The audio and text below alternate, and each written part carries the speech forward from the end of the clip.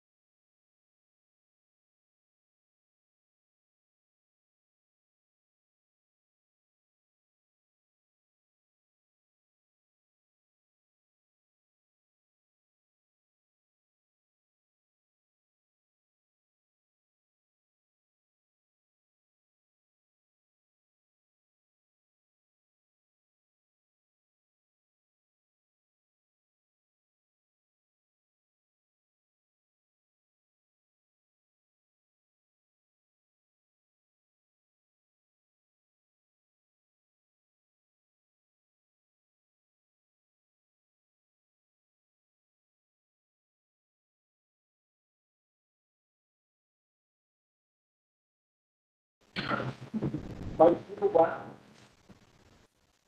501, my lord, as we tentatively mentioned before my lord the Chief Justice, but if your lordships can provide for some schedule of dates, because many things are yet to be filed. We have done our best, my lord, to go as per, my lord, your lordship's formula, which is working very well. But, my lord, written submissions, etc., my lord, everything needs to be. Now, as you know, we have prepared an SOP, Yes. so which we followed in Maharashtra and particularly very beautifully followed in Article 370. And it's an SOP dated 22nd August 2023, which sort of now basically the very same format which we followed. Mr. Dave was there, so attorney and solicitor were there, Mr. Siu Singh was there in Article 370. So if all of you can really prepare a common compilation, because what happens is the SOP has been very useful. Otherwise, our problem, when you are dictating a judgment is suppose there are 8, 10 lawyers. You have 10 compilations of case law of different lawyers and it becomes impossible to track each one of those cases. You have to go to, if you have one compilation, it becomes so much easier. Maybe make a suggestion. So how do we go about it? How should we give about 2 weeks time for you to prepare the compilation? One aspect. But it has already been done. It is already done? Yes, in 5 But, volumes. whatever It's not in the format. It's not in the SOP format. No, whatever is there, my lord, on our side is brought in the SOP format, but it's not adequate. Can we suggest one thing?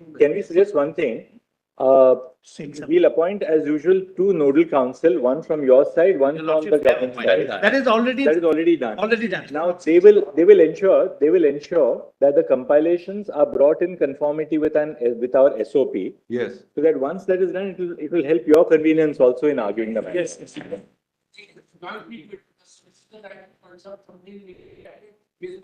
So I told the nodal counsel tells me the computers are crashing. The weight of material has been put both sides. Now we need to prune it so that we don't have this problem. In fact, my lord, the referral order is not part of the compilation. That needs to be incorporated. All right. Only now one more thing was the sorry.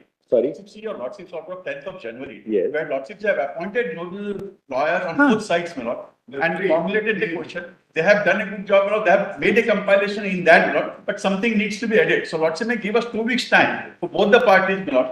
We will inform the nodal lawyer, and anything to be added, thereafter, my lord, we will file out no submissions. Because give And reference. written submissions also now in the next 2 weeks so that. My lord, can it, Where- my lord, where can the it be suggestion- 3 weeks? My lord, can it be Well, 3 the weeks? suggestion is, It would that be as real. far as the documents are concerned, the pleadings and the case law, let that be done within 2 weeks because it is more or less ready.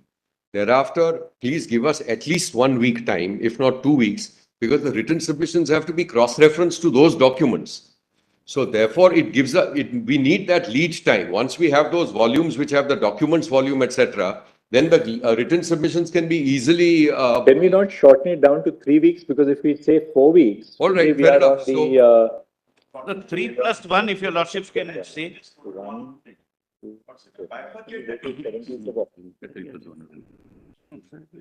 Lordship may bifurcate it. yeah, October vacation, right, no? The common compilation may be prepared within 2 weeks. Yeah. Within 2 weeks thereafter, we will file our written submission giving cross-reference to those. 2 weeks or 1 week? 1 week thereafter, whatever. Can you file your written submissions within 1 week thereafter, so 2 Very weeks well. for the. Yeah, 3 weeks, yeah, 3 3 weeks in all. Weeks on all.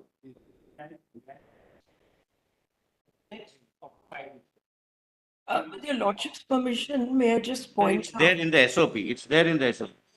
All can cross-reference. Now, who are the 2 nodal counsel they are here? Mr. Ayush, Mr. Goswami is there and on your side. And Diksha Rai. Diksha Rai, my lord. Sir, I am. And Fuzel Ayubi. Mr. Ayubi. Mr. Ayubi, these are the 2 on our side. These are. So, There is one thing, if your lordship see 10. for the written Yes, submission. definitely. It's just that once the common compilation is filed, the juniors will have to just put the pages of the common compilation, that's all. That's all that I has to think be 3 done. weeks is good enough. my lord. 10 January order, my lord. Yes. has- In terms of the. Only one aspect might end. Lord, Mr. Siu Singh is sitting on the center Mr. Sibal is on the right, but in fact, all of us are on the same side for a change. In fact, Why, substantially. Clarify that, since your lordships on 10th January have narrowed it down to one question. Today, your lordships have said 6A, whether 6A, section 6A is Valid or not. In view of that, it's not now petitioner and respondents, it is those who are challenging 6A and those who are supporting 6A. So they might, some of them might be petitioners, some of them might be respondents, but the question now is really, so all Yes. of us, Mr. Sibal, me, We are supporting Mr. Trivedi, etc., we are all for either interveners or respondents. So that's the only point before the constitution. But that's only one point, which is why the solicitor. So it's My lord, with your lordship's That's permission, on the merit. the basic thing is those who are sort of supporting the motion, so to speak, and those who are opposing the motion. We are all on the same side, saying that 6A is validly enacted and within the powers of Parliament, and et cetera, et cetera. Now, my learned friend, Mr. Diwan, Mr. Hansaria, and all are representing those who are challenging the validity. So that's the broad. That's why the That's all. solicitor said and named me and saying I'm on the right side. Geographically right side, my lord. Lord, Means geographically on the right side. My lord, there is one request, my lord. I think the lead case has been wrongly shown that Assam public work is not the lead case, my lord. 562 of 2012 is the lead case. Lordship will kindly pass a That hardly special makes order to any that difference. effect. So what we'll do is we'll say in re In section Ray, 6A of yes, the. yes. That is the common, I think. out with the SL, just 1 second, 1 second. That one is saying can be the. Procedural directions Yes, are yes. issued, procedural directions have already been issued Ah, on 10 January 2023. Stop. The title of the proceeding shall be, in rain. as agreed, next line, into invert commas, in re, section 6A of the Citizenship Act 1955. Next. The nodal council, the nodal council appointed by the previous order have prepared a common compilation. Full stop. However, the common compilation needs to be brought in conformity with the circular which was issued by the circular which was issued on 22 August 2023 to streamline the filing of soft copies of common compilation, particularly in matters before the constitutional benches of this court. Full stop. The nodal council shall now take steps to ensure that the common compilations are brought in conformity with the circular, and a common index is accordingly prepared for that purpose as well. Full stop. The common compilations shall be, soft copies of the common compilations shall be prepared on or before, after 2 weeks, within 2 weeks, and full stop. Written submissions shall be filed on or before 1 saptah or extend सकते हैं. It shall also be So filed. the common compilation will be filed on or before 3rd October, and written submissions on or before 10th October. Well, I wish to point out one little thing. Challenging 6A. I One think second. order, just give me a second. It's already known. It has been agreed that the contesting party shall consist of those who are challenging the constitutional validity of Section 6A of the Citizenship Act 1955 on one hand, and those who are those including the Union of India who are supporting the In the state of Assam. and the Union of India and the state of Assam Of the case who are section. supporting the validity of the provision.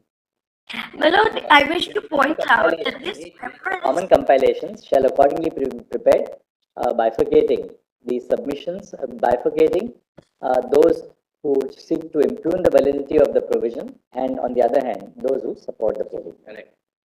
my lord, may I just make a point? My lord, your lordship may be aware that this reference has been narrowed down from the original terms to one order of reference only, and that is whether Section 6A of the Citizenship Act suffers from any constitutional infirmity by order dated 14th February 2023. Therefore, while making the compilation, my Lord, Council should be aware that their materials must be confined only to this one issue, my Lord. Otherwise, the hearing will become That's very. exactly what is. There can be. Get into history. Referral order contains certain. This is the sole order of reference. In fact, on an earlier occasion, common lots of compilation. brothers leave for all the points. The common compilation and the written submissions shall be confined to the issue which is. No, Lordship will recollect. It will have to. No, 1 second. Lordship will recollect on an earlier occasion, this question did crop up, my lord, when we say the referral bench refer 13 issues. Therefore, Lordship was pleased to observe that we can argue all the points. Yes. Where is the question of bogging down? Right, That what we do. question has several facets. Yeah. Right, we will now not say anything on that. Yes. But everybody is now, we have already we have clarified correct, that Your the Lordship. issue is whether section 6A is valid. That's the issue. It's the only issue that is referred now. my Lord. The date for the hearing will be. For the hearing. So now, the entire exercise will be completed on the 10th. Should we start on the 17th? Yes, very Yes. 17th of October. October? Can you, there will be a vacation Or immediately. otherwise, we have to start on the, Post Diwali, my lord, if it can be Diwali will be a little. November, my lord, it can be. So, you know, the There problem would with be. Diwali will be then it will be pushing it back. 21st of November. No. From the 17th to the 20th of October, you have 3 days, my lords. This is not a matter which will conclude that way. Safest is after 19th of November. No. It will be too late. There are holidays, this is what do you do? No. It can't be. Let it be 17th of Might be a October, my lord. truncated hearing 17th after October. 19th November. 17th of October. Yes. It's a matter of 2012. There are only 2 working days, my lords. 20th would be a miscellaneous day in So if we start on the 17th, you get 17th, 18th and 19th of October. Correct. There will be a break. It can't be over, my lord. It won't be over, my lord. Realistically, it can't be over. No, but there'll be a break. Right, but it's only a 1-week break. Yes. Then we can resume again Then we'll on resume immediately after the break. 31st again we will start. Yes, correct. That's right. That will also give parties on both sides a little time to Yes, prepare once the matter has been opened. Grateful. Absolutely. 17th? Yes, very well.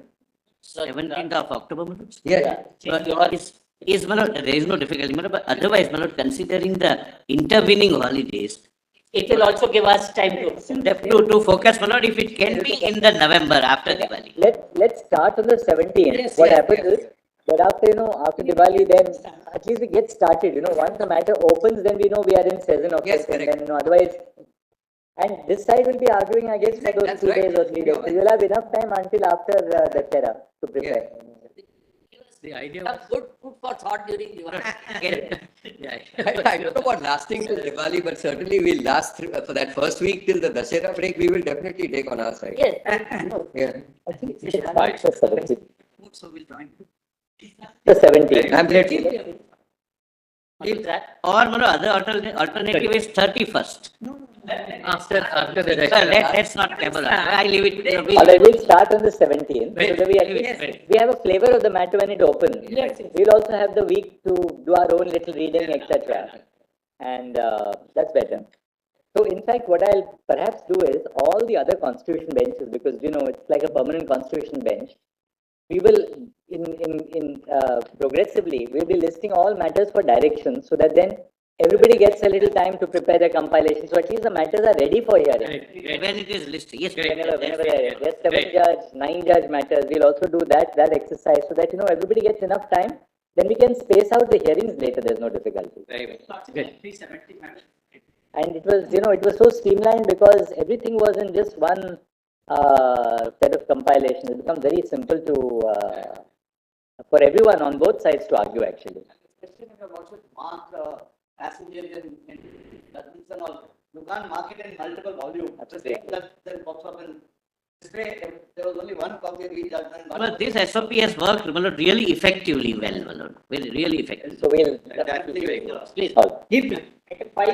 Same set of lawyers in 502 or different set of lawyers in 502? In 501. My lord, the Intervention which your lordship had on an earlier occasion permitted me to file. That intervention may be formally allowed. I'll just give the number. We'll hear you what about. We have allowed interventions, right? I'll give the number to the court master. Sorry. Right. On submission, my lords. Item 501, it may not be detagged, my lords, from the list, my lords. They're not detagging anything right now. Item 502. Please, your lordship. My lords, one development which we did make was learned attorney and I were able to arrive at 7 broad issues. I mean, there are a lot of arguments which will come up, but we came up with 7 broad issues which will arise in this case. And would your lordships consider, otherwise we have to come back to the same scheduling, my lords, and following your lordship's SOP. The timelines we can agree on, because I don't think we should take more than 3 weeks to be ready, 2 weeks to be completely ready. We have the same problem of having our documentation complete. Sorry, I can't hear you. As we went through the issue, sometimes Mr. Sundaram was not able to hear what you said. unless we have the documentation part completed. And then sometimes we have an issue frame and we have some materials to be read. Some fine tuning, a precision of an issue also happens. So therefore, I think we should. In fact, all your. There are 4 more issues, your lordship, which we have raised, your lordship. I have in the transfer petition. May I, just 1 minute. May I say this, Yes. my lords? It was Yes. because of this, the documentation, everything else, because especially this issue becomes historical, otherwise it goes on, my lords, as to, we go back to even prior to the Constituent Assembly. So the point here, my lords, was because of that, we thought we would draft the issues which we felt would arise. So our documentation can thereafter be centered around those issues. Change the issues which you Yes, we proposed in have. the court. Learned attorney and I. 4 more issues. We have. Just 1 minute, 1 minute. One second, step by step. Hand over the issues which My lords, we had thought. I am sorry to say that I have some different issues, my lords. I tried to mail One them. second. Let him place the issues which he wants us to look at. We're not going to suddenly dictate an order without hearing everybody.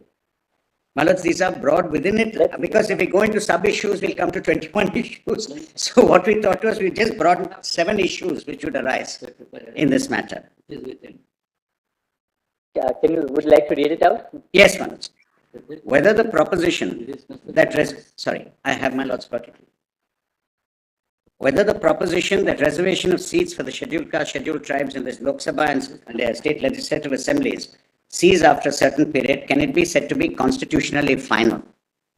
Whether the right to stand as a candidate or to vote for a candidate in direct elections to the lower house of parliament as well as the legislative assemblies from all walks of society is an integral part of principle of equality and democracy, and as such a part of the basic structure of the constitution. My lords, in fact, this would be the major issue, because it would then decide how the matter is to be decided, whether it's part of the basic structure or not. This would be the major issue.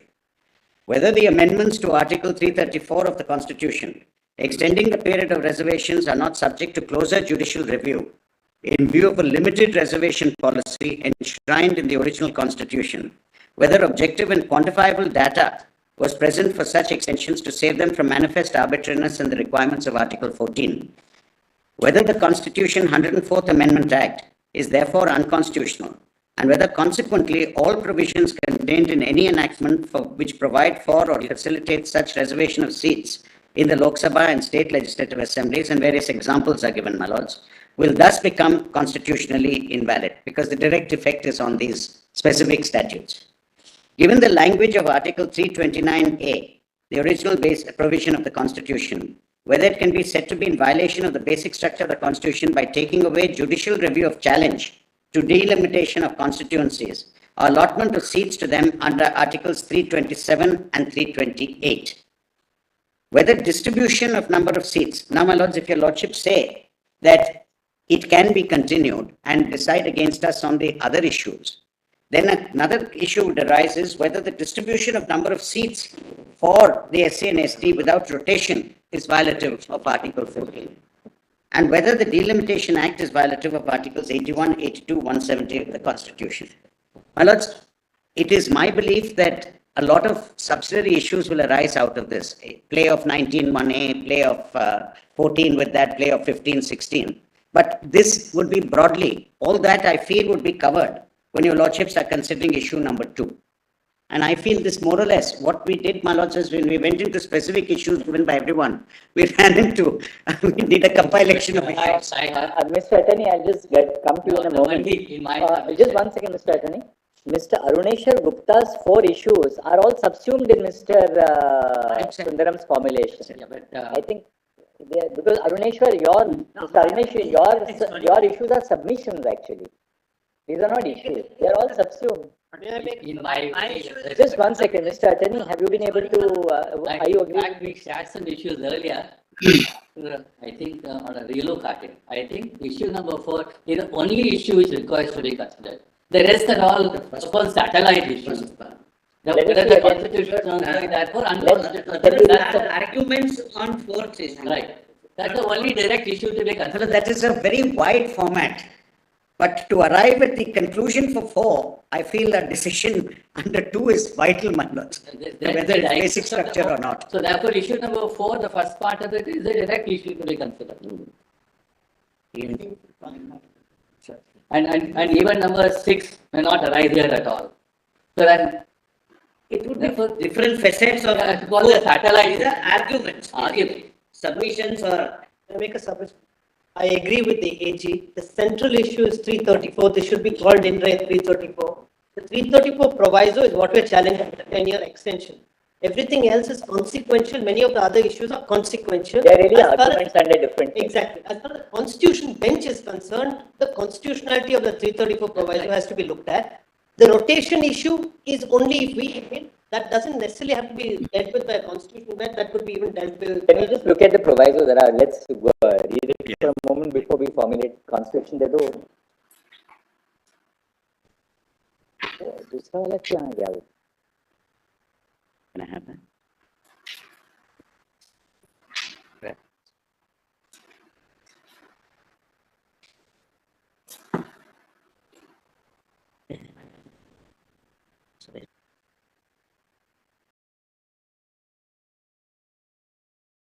That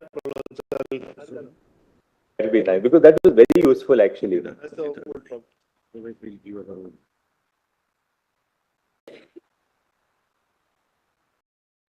334, Manoj.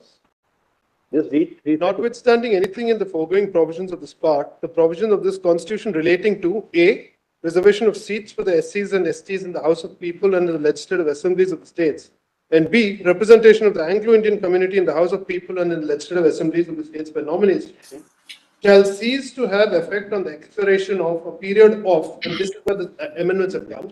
Every 10 years. In respect of clause A, so that continues, and 70 years in respect of clause B, therefore Anglo-Indian has come to an end from the commencement of this constitution, provided that nothing in this article shall affect any representation of the House of People or Legislative Assembly until the dissolution of the then existing House of Assembly as the case may be. So Anglo-Indians, it has come to an end come in to an end. 2020. That's come So to we are now left with really the challenge to SC, ST. In fact, the issue is, my lords, every 10 years, the proviso is being amended. Every 10 years, the proviso is being amended. For example, now it is 80 years, earlier, 10 years ago, it was 70 years, before that it was 60 years. So the present amendment is, this last amendment was saying 80 years. Earlier, the amendment, if your lordship would kindly see,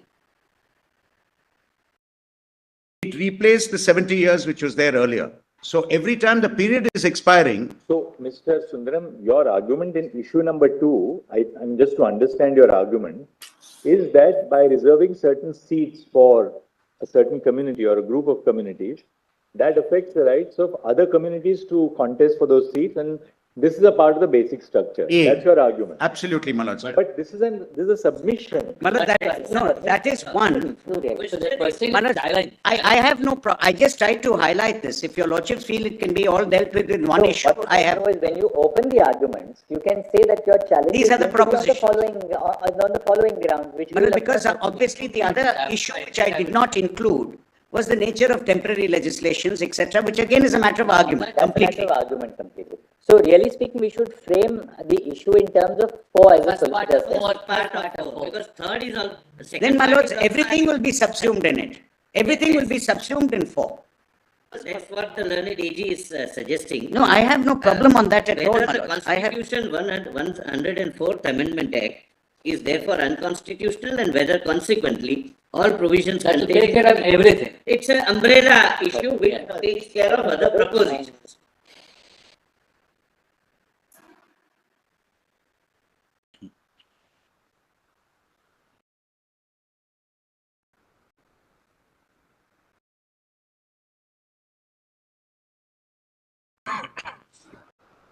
The, With lordship kindly, my lord, may I make one submission, lord? yes, Lord, I would request, my lord, 2 or 3 issues to be added, my lord. Lord, I have also, my lord, given the issues, my lord, to the nodal council, but unfortunately, my lord, it is not there. I leave it to my lord. Mr. Chandrasekhar. I will leave to my lord. Chandrasekhar, 1 second. Just give us who has the issues which you are proposing. You have them. Just give just 1 second, Mr. Chandrasekhar, we'll just get it circulated to us. Very good. no, no, you have a hard copy for their lordships. You have mailed it. When did you mail it? May I submit, my lord? Just now, then. All right. What are the issues? You tell us, Mr. Chandrasekhar. What are the Whether issues? political reservation in the absence of protective reservation under protective discrimination under part 3. 1 second. He'll just take more printouts for all the colleagues. 1 second.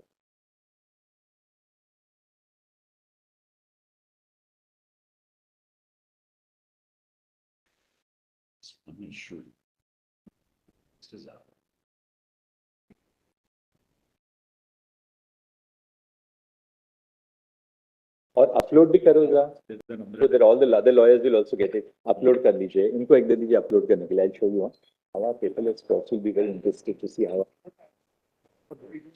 वो upload कर दो. You get everything on the screen, no? Really...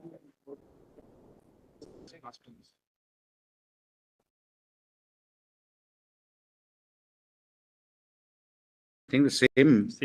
These would be various arguments under the same issue. These are again submissions and proposals. This becomes argumentative again to substantiate the main issue. All right. Let's read it. Whether providing political reservation valid in the absence of protected discipline, whether providing political reservation violates fundamental rights, national future. Has a particular prevent a citizen in any constituency as a right of access to money. Void by the constitution. Arguments, actually. These are arguments. It's again, once your lordship say Comprehensive enough to cover. if your lordship say 4 is the umbrella, then even my other issues will fall within 4. I've just maybe perhaps the subdivided. First part. The following issue is framed for decision by the Constitution Bench, Whether the Constitution, bracket 104th Amendment, bracket Act 2019, Is unconstitutional. My lords, Yeah, that's it. I think that's not. my lords, I was just wondering, subject to what your lordship say, the 104th Amendment is an amendment. Before that, there was an earlier amendment for the 70 years, 60 years. So perhaps the umbrella issue would be whether constitutional amendments extending periods of reservation under the proviso. Constitutional amendments have let themselves out. No, not in the past, not in the past. I'm saying 104th, your lordship is then limiting it to 10-year period. I'm not asking your lordships to go behind the 10-year period. I'm asking my lords to, whatever your lordships will decide to be forward after the 10-year period also. Because the 104th amendment may be replaced by a subsequent amendment 10 years They have later. to go back with point So of right. all I'm saying is the principle is what is the major issue which has to be decided. Otherwise, my lords, I'm not going behind the 104th amendment. But the point is, if your lordship say 104th amendment is bad, then there might be a subsequent amendment after 10 years for another 10 years. So your lordships have to see whether This will take, or if you want, we the can. concept of extending the reservation. Should we formulate them? We have just lay low, but we'll just say whether we should include it. Whether the exercise of the constituent power of amendment to extend the period prescribed for the expiration of the period of reservations under Article 334 of the Constitution is constitutionally valid. Now, if you want, Mr. Aryam, Learned Senior Counsel, full stop. Issue 2, it is clarified, shall not impinge on the legitimacy of the amendments to the Constitution which were made prior to the 104th Amendment. My lord. That 104th amendment, to the extent it applies to SC/STs, because the amendment applies to Anglo-Indians as well. All right. The way we are looking. It is the validity of the 104th Amendment shall be determined to the extent that it applies to the scheduled castes and scheduled tribes only. Yeah.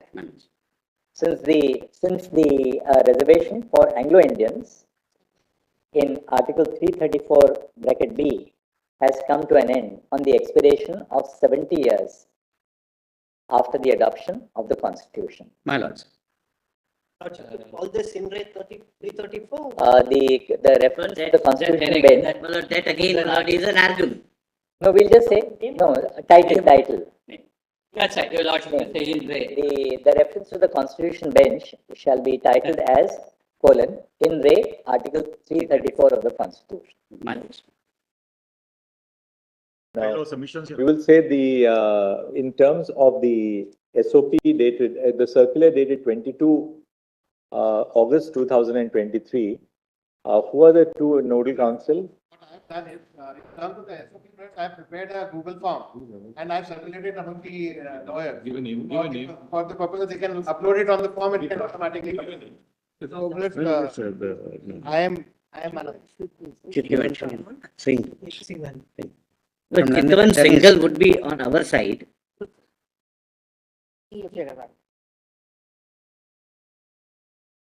Now, who on your side? Chitwan single, my lord, he would be the Mr. Chitwan Single. single, my lord. Because we would also like to place material on record. And fair enough. My lord, strengthen. On our your case side, that the reservation can go on. The common compilation of case law, documents and written submissions shall be prepared in terms of the circular dated 22 August 2023. But stop. In modification of the procedural directions issued on 1 November 2022, Mr. Puneet Jain and Mr. Chitwan Singh, Mr. Puneet Jain on the side of the petitioners and Mr. Chitwan Singhal on the side of the respondents are appointed as nodal counsel. The nodal counsel shall prepare soft copies of the common compilation duly indexed in terms of the above circular. Full stop. This exercise shall be the common compilation of documents, including statutes, shall be filed within a period of 2 weeks. Within a period of 4 weeks, 3 weeks, I think. We'll be common in Assam. We do our personal research. All right, within a period of 4 weeks, within a period of, on or before, aisa kar lo, on or before, today is the 20th, right? 27th October, on or before 17 October 2023, the written submissions shall be filed on or before 7 November 2023. The proceeding shall be listed before the Constitution bench on 21 November 2023. I think 21st we'll have finished in that time we'll finish Assam. Right. Yes, because that will take time. There are some interventions. In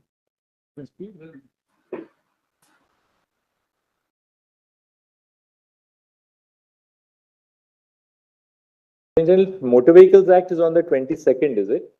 21st. When is that, Mr. Chitwan? 21st of November. Oh, we have kept Motor Vehicles Act on the 21st, but Motor Vehicles Act, we don't know whether you will be ready with your. We take about an hour or so. So we'll take up this after then we can take it up on the 22nd instead of 21st. So that let Motor Vehicles Act, because that we have heard arguments now is that the government has to tell us what they want to do. 22nd. So 22nd, brother, will keep it, I think, brother Bopanna, 22nd is okay, no? आप एक ऐसा कर लो मेरे लिए, you can prepare for all 5 of us the constitution benches and dates, so we know, so my learned brothers also presiding judges on their benches, they'll also know what matters not to fix. You can tell their court masters also, so that, they. Some interventions, Your Lordship, allowing. Interveners can be heard, my lord, it need not be. But otherwise it increases the pleadings if they're Pleadings, repeated. etc. Let them just be heard, my lords. The interveners will be given an appropriate time slot for the purpose of the arguments. Full stop. Next, you say all the learned counsel on behalf of the petitioners and how long would you take? Give one. I would say about 3 days, my lords, I would take it. All of you. I'll try to finish in 2. I'll spill over to the 3rd possibly, Manoj. But the rest, I think. Okay, but at the beginning of the hearing, we may not. I don't think everybody else will take more than a day. All the learned counsel appearing on behalf of the petitioners, including the interveners, and the learned counsel appearing on behalf of the respondent, shall provide to the court a statement of the tentative time limit within which they seek to complete their respective arguments. Then we will fix time as we did in the earlier matter. Otherwise, we just get repetitions. So that we also suggest that all the learned counsel for the petitioners and the respondents, you have a meeting between yourselves and petitioners so that you can bifurcate who is going to argue what issues. After the first 2 counsel have argued for the others, you can supplement. Then it will be much easier for us as well. If something has some nuances remained, of course you can add to the nuance. But otherwise it doesn't get. Otherwise, we felt, there's no secret that, Mr. Shankarnarayan at the end, who had done all the hard work, got the least amount of time in the previous matter. He got 2 hours. He got 2 hours in the original, but in the rejoinder, nothing at all, because. So I have the pleasure of hosting this meeting. Attorney is going to host the meeting for all of you. He'll also give you some nice snacks as well. Yeah, learned attorney is a very good host also. Lordships. Very good. Grateful.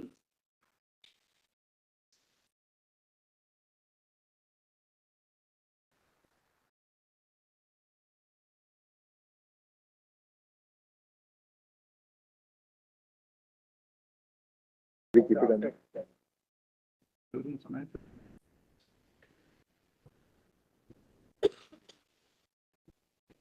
That's only motor vehicles, no? That motor vehicles thing on the 22nd. Arbitration, what's your genuine assessment? Arbitration will be ready to go on by then, or you think that committee will be still Committee has given us report, but I think there is some more development. So that may or may not go on. Yes. Then motor vehicles will be It's only a report giving exercise. motor vehicles. No? Yes. So I think we can keep it on the 21st. Then let's see, we can. Probably those 2 matters. On 22nd, we can take this after lunch or something like that. We'll start on the 21st, I think. In case I can probably in advance assist the court by bringing those reports and their any further In case we are ready, Yes. let us know. We can list motor vehicles on the 21st. Yes. So motor vehicles will get over in say an hour or so, and we can start this on the afternoon of the 21st. So that I'll get it. today we'll keep it on the 21st. At the worst, we'll have to break this for maybe half an hour or so on the Try to 21st. avoid that. We'll try If to we can avoid that, We'll try to. I think that's better. It is November. Connected matters would follow, my lord. Otherwise, my lord, this would be never ending. Mr. Biju's. Biju, you argue. Forget the matters. We are not going to look at the individual pleadings. We have the question of law which is required. We will hear you. We will hear you. There's no difficulty. Why put all the connected matters? It will just happen. Obliged.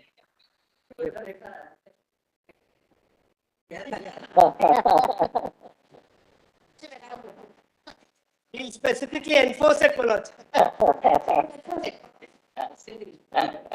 503.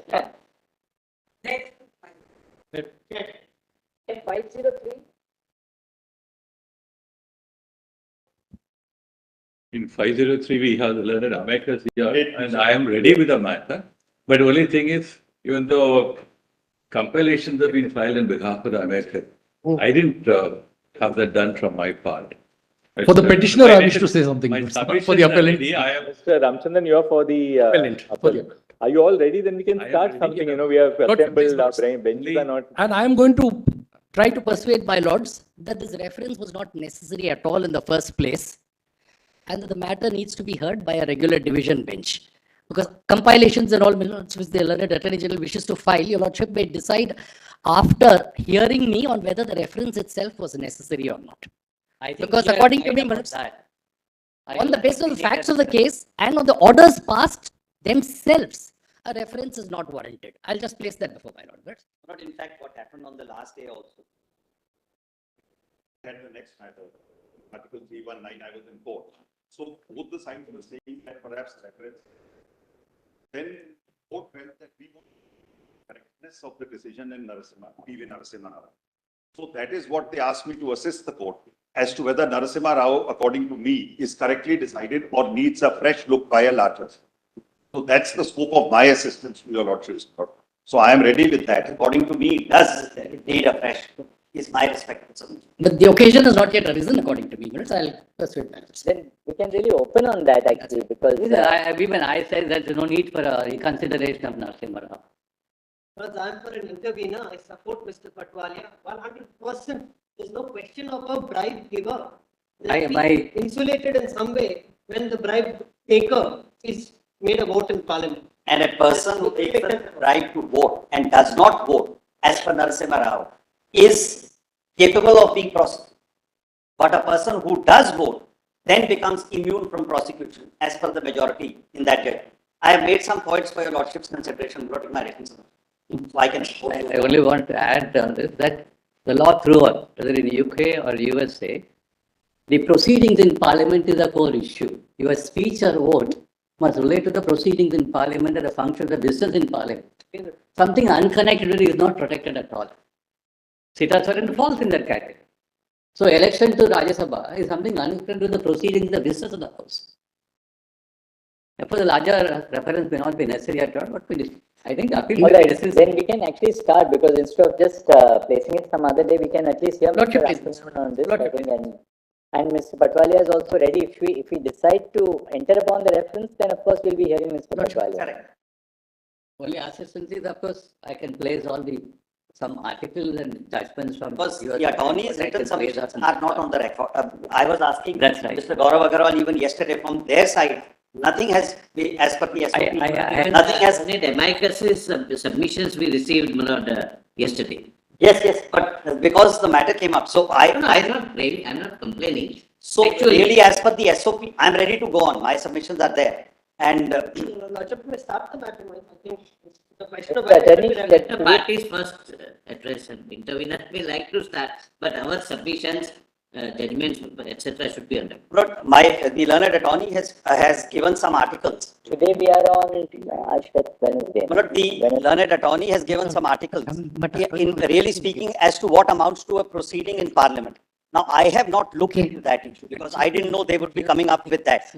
So, I mean, if they are going to say that voting at an election for a Rajya Sabha member is not a proceeding in Parliament, then there is an earlier full bench in Kuldeep Nair, where your lordships have held in para 373, that yes, it is not.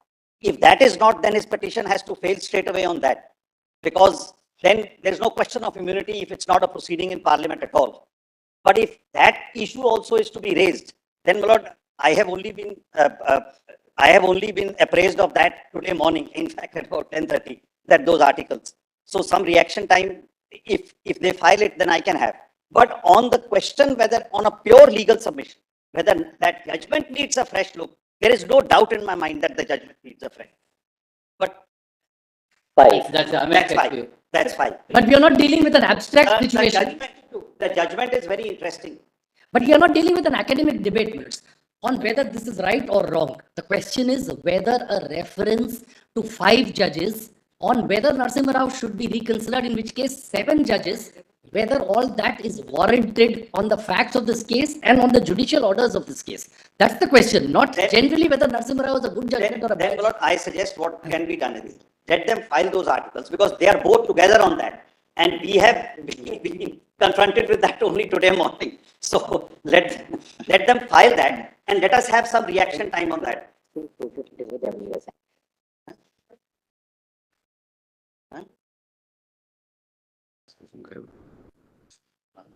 It is. Show me. Show me.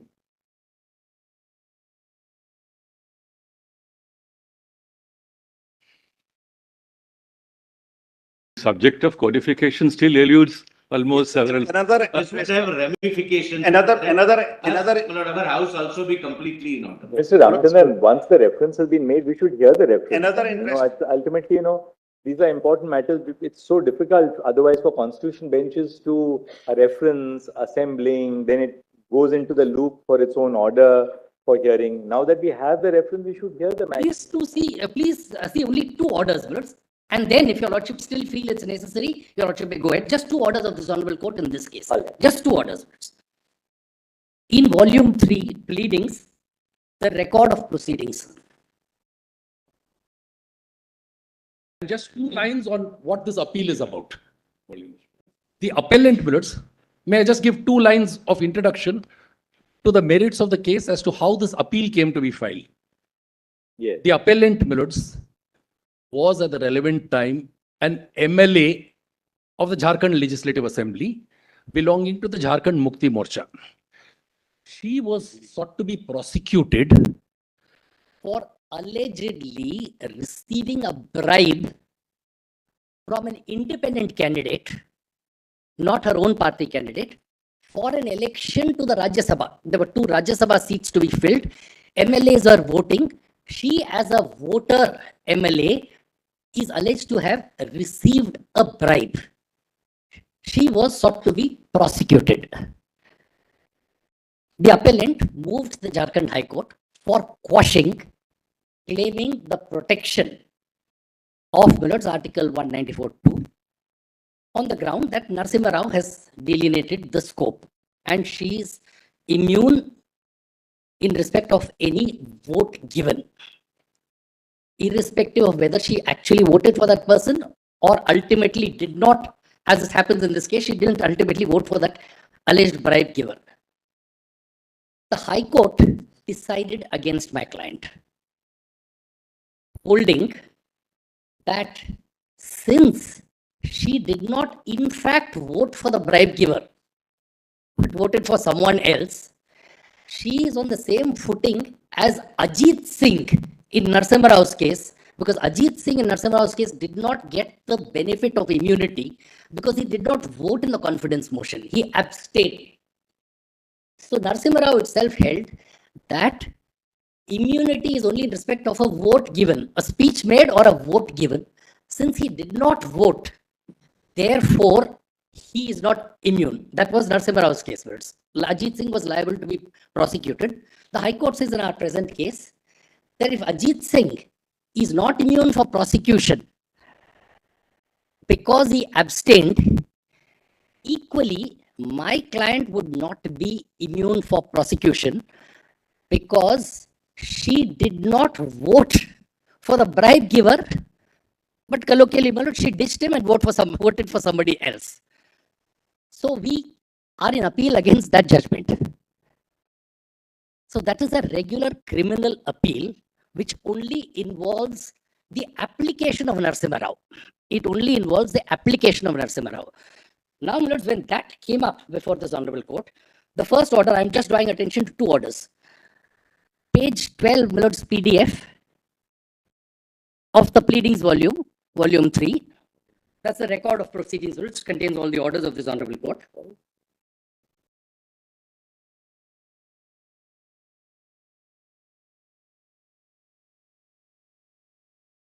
My lords have it, Millards. This is order dated 23/9.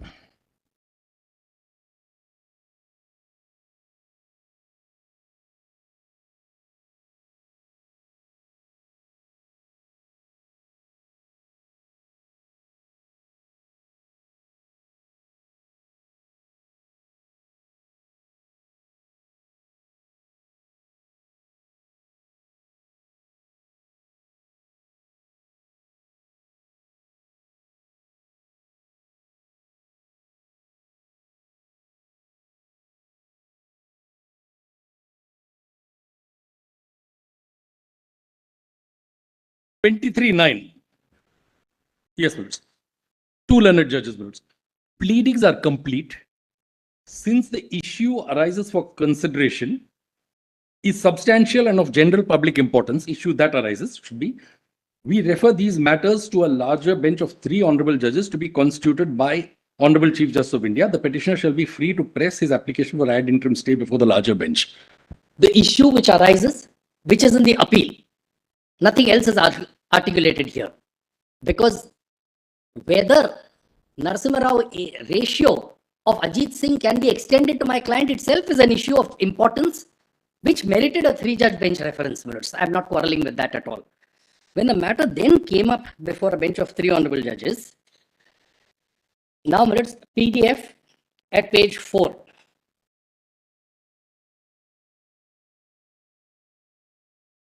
My lords, it's a detailed order. 7th of March, 2019. Type 4 there and press enter.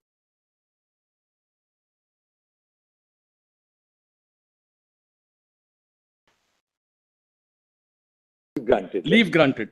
The criminal prosecution launched against the appellant is sought to be nullified on a claim of immunity under Article 194(2) of the Constitution of India. The gravamen of the charge against the appellant is that she had accepted a bribe to vote in favor of a particular candidate in the Rajya Sabha election that was held sometime in 2012 in Jharkhand. The precise question was dealt with by a 5-judges bench of this court in P.V. Narasimha Rao. While 2 judges of the bench took the view that the protection under Article 105(2)/194(2) of the Constitution and the immunity granted cannot extend to cases where bribery for making a speech or vote in a particular manner in the House is alleged, the majority view, while acutely conscious of the seriousness of the offence, felt that the wrongful act and the sense of indignation, the same thing which is being expressed now also by Mr. Shankar Narayanan, of the bench should not lead to a narrow construction of the constitutional provisions which may have the effect of impairing the guarantee to effective parliamentary participation and debate. Having considered the matter, we are of the view that having regard to the wide ramification of the question that has arisen, the doubts raised and the issue being a matter of substantial public importance, we should be requesting for a reference of the matter to a larger bench as may be considered appropriate to hear and decide the issue arising. We order accordingly. Now kindly just these one sentence, brothers. Having considered the matter, para 5 only, I wish to emphasize, brothers. The matter, we are of the view that having regard to the wide ramification, of course, brothers, a matter like this of bribery, alleged bribery of an MLA will always have ramifications. The doubts raised, minutes, I pause here, minutes. Where have the doubts been raised? By which judicial order? The doubt has only been raised in the dissenting judgment. If that constitutes doubt raised, then in every case, minutes, where there's a dissenting judgment, there's sufficient ground for reconsideration because a doubt has been raised. So the doubt raised cannot refer to the dissenting judgment of that very case. Having regard to the ramifications of the question that has arisen. Lordship, please. And the doubts raised and the issue being a matter of substantial public importance. The court felt that this requires consideration by a larger bench in that sense. But the question still remains, where is the articulation by a judicial order? Neither side has questioned Narasimha Rao. Judicially, there is no articulation of a doubt that Narasimha Rao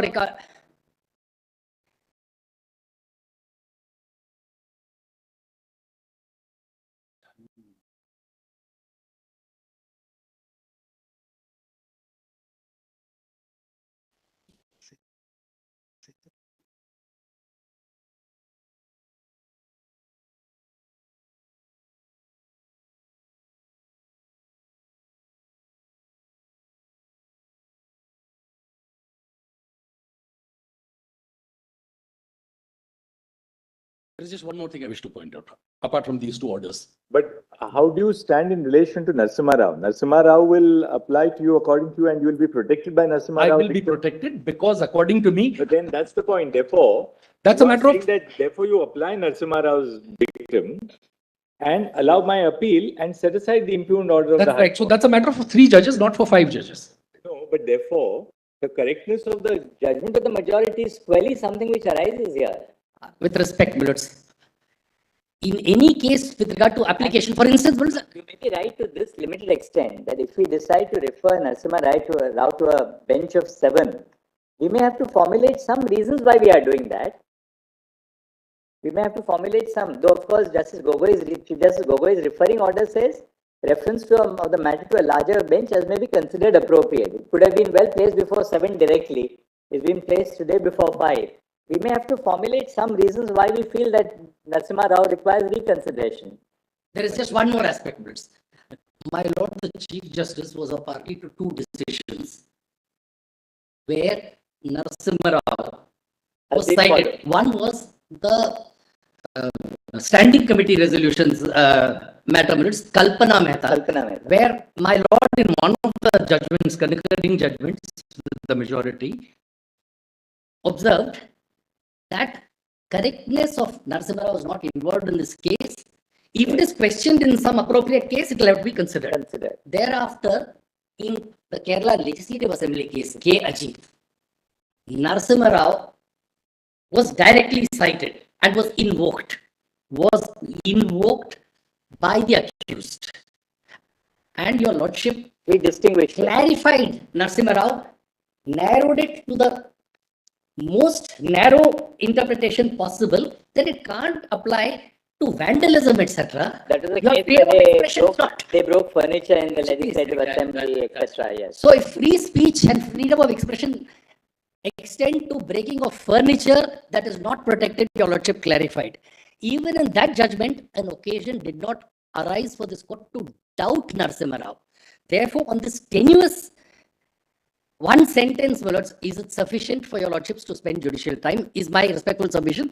I leave it to your lordships. Mr. Patwalia, Mr. I Attorney. concur with Mr. Ramachandran on this question.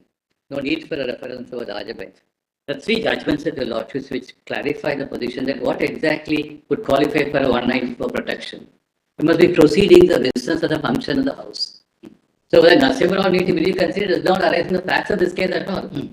That's right. A bribe given outside for voting in favor of a candidate or against for the council of election to the council of states. So it has nothing to do with the business or the function or the work or the legislative work of the assembly. So that's why the US examples give make it very clear. You may The have bribe is given to, so that the discharge of functions of a member of parliament or a state legislative assembly should take place in a particular way, in accordance with the bribe giver's intent. Is that not related to it was a case of a no confidence motion in the parliament. Right. Therefore, anything which is relatable directly or even indirectly, for instance, number of cases where members are asked to make preparation for the purpose of their legislative business.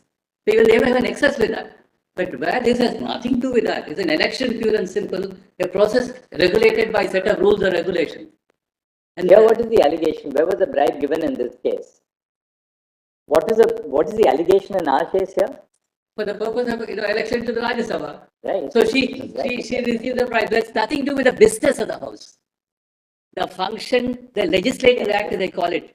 In US, almost all the running theme is it must have a nexus with the legislative deliberation or the legislative purpose or the legislative business. So there's nothing to do with that.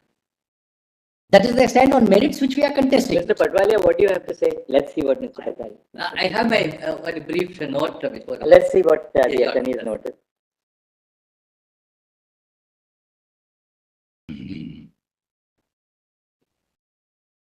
Your lordship have it? They'll just circulate. Yes.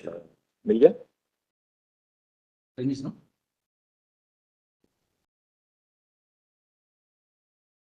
And what I have argued is also articulated in my written submission. In the first part of my written submission, I have set out exactly what I stated before, my lords. Where are your written submissions? Are they in a separate compilation? Lordship, please, lords. There is volume 1. Volume 1 is my written submission.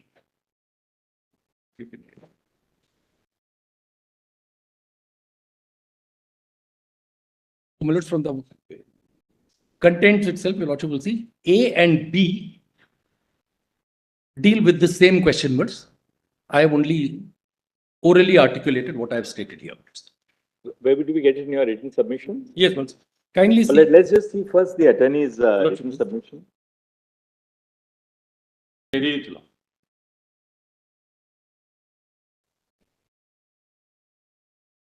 Just open I have.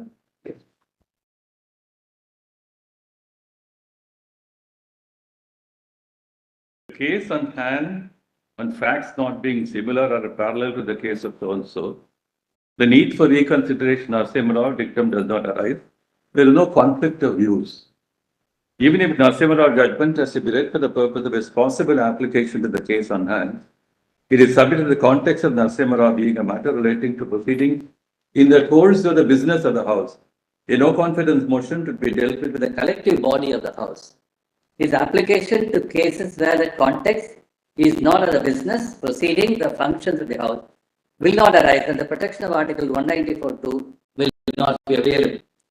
The width of protection available to members of Parliament or State Legislature in regard to speeches made in the House or vote tendered in the House will depend upon the core question as to whether the speeches of the vote are in relation to the powers, functions, or the business of the legislative bodies. It is submitted that the process of election to the Council of States is not a matter of business or function or work of the House. It is regulated by rules and procedures to be supervised by the competent authority. So I place reliance on these two. In fact, three more judgments I draw a lot of attention to it now. The conduct in question, which is the subject matter prosecution, does not relate to the function so-and-so. Casting a vote for the purpose of election of members to the Council of State is not to be equated to the words vote in the legislature. Conduct unconnected to the legislative function of business cannot aspire to be covered by the immunity clauses of the Constitution. The appellant cannot take any benefit or advantage of the Narasimha principle. The prosecution question is not hit by Article 194. There are three judgments, Your Lordship. We have shared it with the court master. One is Pashupati Nath Shukul versus Nemchandra Jain, 1984 to SCC 40 for the 1984. We have shared the judgments with the court master.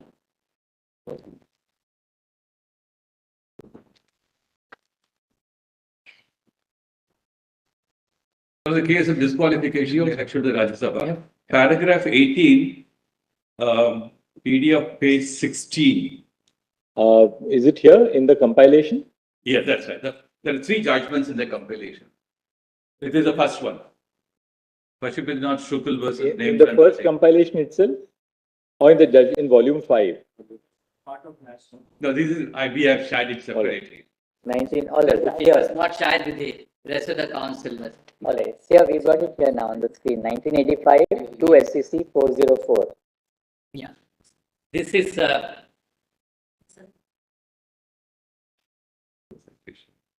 This is 1984 to SCC 404.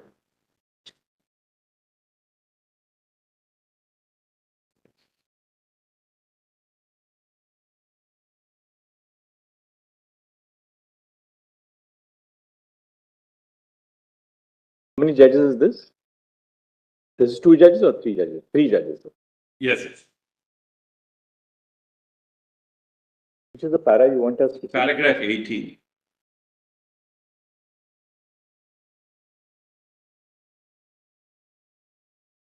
My iPad shoot out. Open it from there and show me.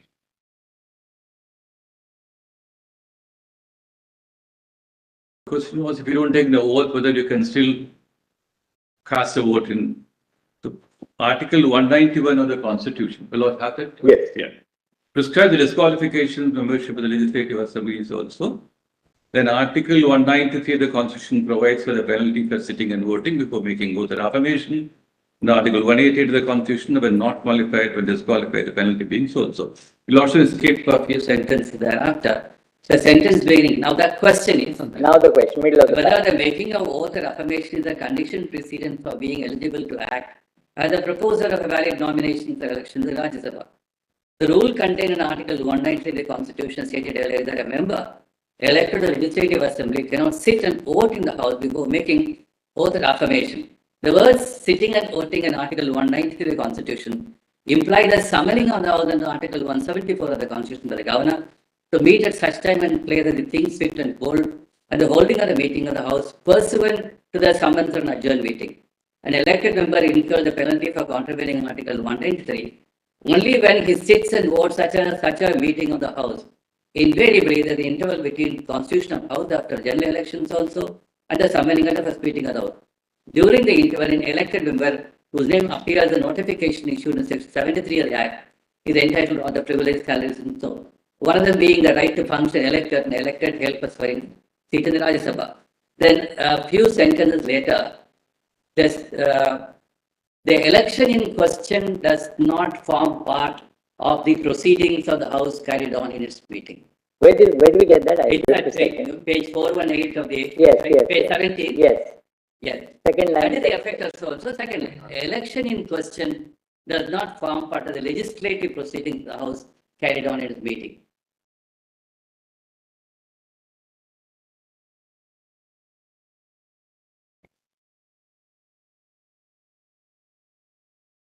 And this is affirmed by another bench of three judges in 1997, 11 SEC 111. 1997.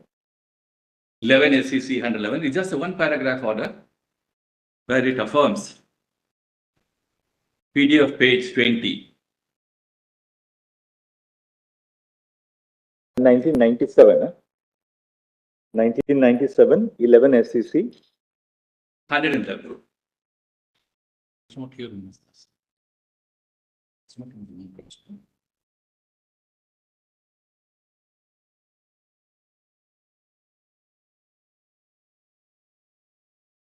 Again, three judges.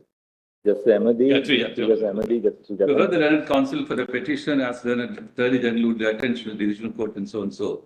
In that case, two questions were raised for consideration.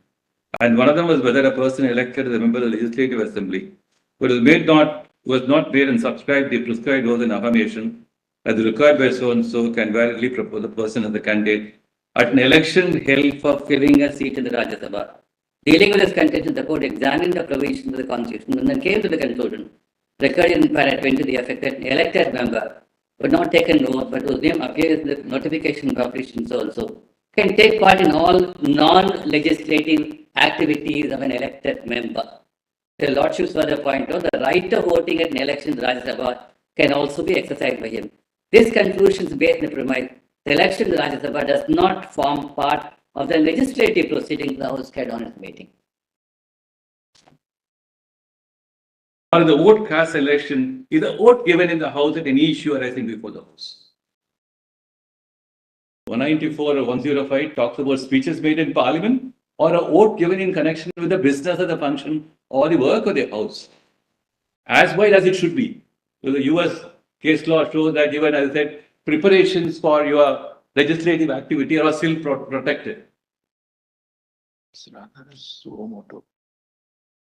Speeches made outside the Congress.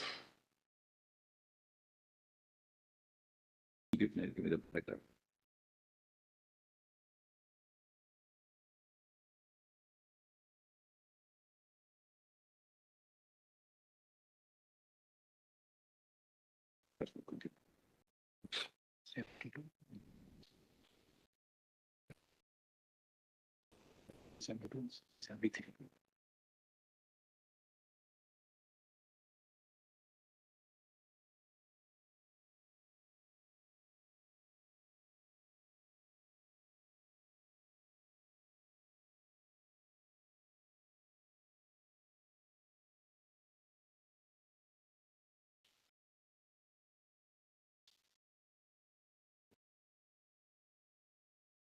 And the third judgment is Kuldeep Nair.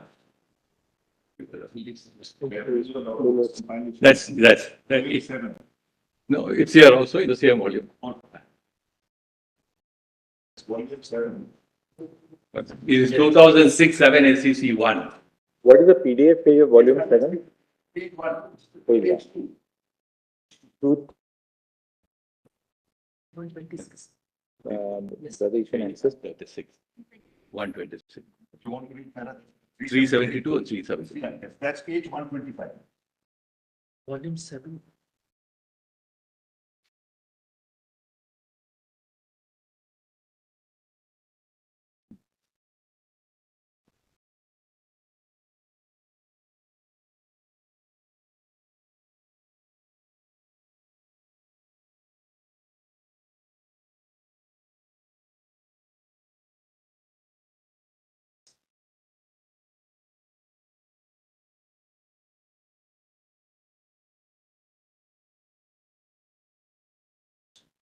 Yeah. Pull it together.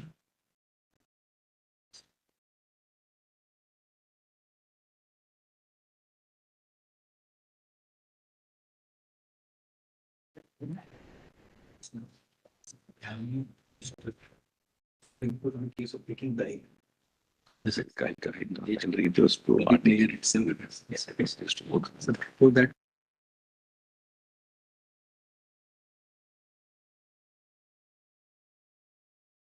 Page 126. 125. PDF 125. Starts at page 2. Paragraphs 372 and 373.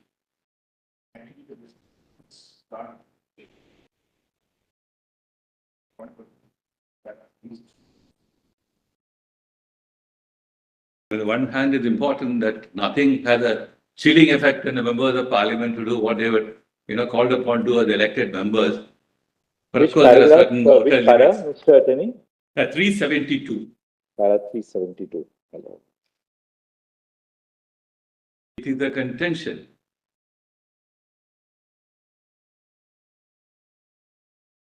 The same. The learned counsel that the same should be the interpretation as to the scope and tenor of the provision contained in Article 194.2 concerning the privileges of the members of the Legislative Assemblies of the state who constitute statewide electoral colleges for electing the representatives of each state in the Council of State under the provisions of Article 84. The Council argued that the freedom of expression without fear of legal consequences as flowing from Article 194.2 should be inured to the members of the Legislative Assemblies while discharging their function as electoral college in Article 84. This argument, though attractive, does not deserve any credence in the context at hand. The proceedings concerning election under Article 80 are not proceedings of the House or the Legislature of the state within the meaning of Article 194. If the elected members of the Legislative Assembly who constitute under Article 80 the Electoral College for electing the representatives of the state to fill the seat allocated to the state in the Council of States. It's noteworthy that it is not the entire Legislative Assembly that becomes the Electoral College, but only the specified category of members thereof. When such members assemble at a place, they do so not to discharge functions assigned under the Constitution to the Legislative Assembly.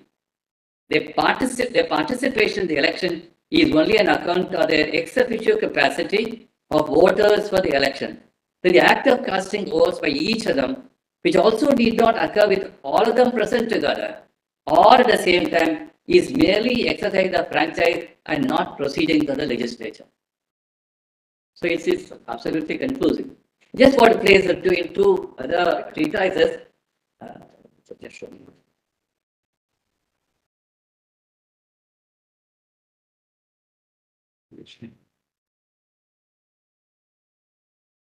Lordships can go back to my compilation. Part one is about this three judgments of the Supreme Court, and then I have three judgments of the US Supreme Court. I will not trouble Lords for the timing of the US Supreme Court judgment, but there are about 5 articles and extracts on 2 books. It's serial number 7, called Politico's Guide to Parliament by so-and-so. This is your written submission, Mr. Attorney? No. This is an article. The compilation of my judgments. Oh, this way, it's not in our, so, yes. The articles which you are referring to. Yeah, that's right. We have not received compilation. Yeah, we also just got it on the email actually. Okay. Sorry. What do the articles say, Mr. Attorney? Referring to the articles or the foreign judgments? Yes, yes. These are 2 textbooks. In fact, books on parliamentary practice, one I picked up only for the purpose of showing that if Lordship kindly turn to PDF 283, one paragraph.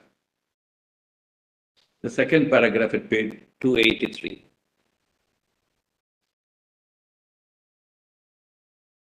A member is entitled to protection for what may be a slanderous statement when it forms part of a proceeding of the House. What exactly is a proceeding? A proceeding is usually taken to mean the formal transaction of business with the speaker in the chair or in a properly constituted committee. A member will not be subject to the jurisdiction of the ordinary courts For anything said in debate, however criminal in nature, he or she may be subject to the disciplinary procedure of the House. Therefore, it is a transaction of business with the speaker in the chair. So that seems to be the in our case, the bribe is alleged to have been given. It has nothing to do with the business of the House. So there is no immunity attached.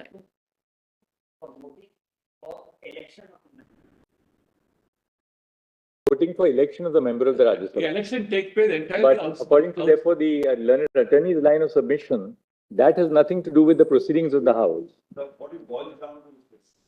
In Kuldeep Nair, para 373, your lordships have taken the view that for such a vote, Article 105 or 194 is not attached. 373. So if your lordships accept that, and that's 5 honorable judges.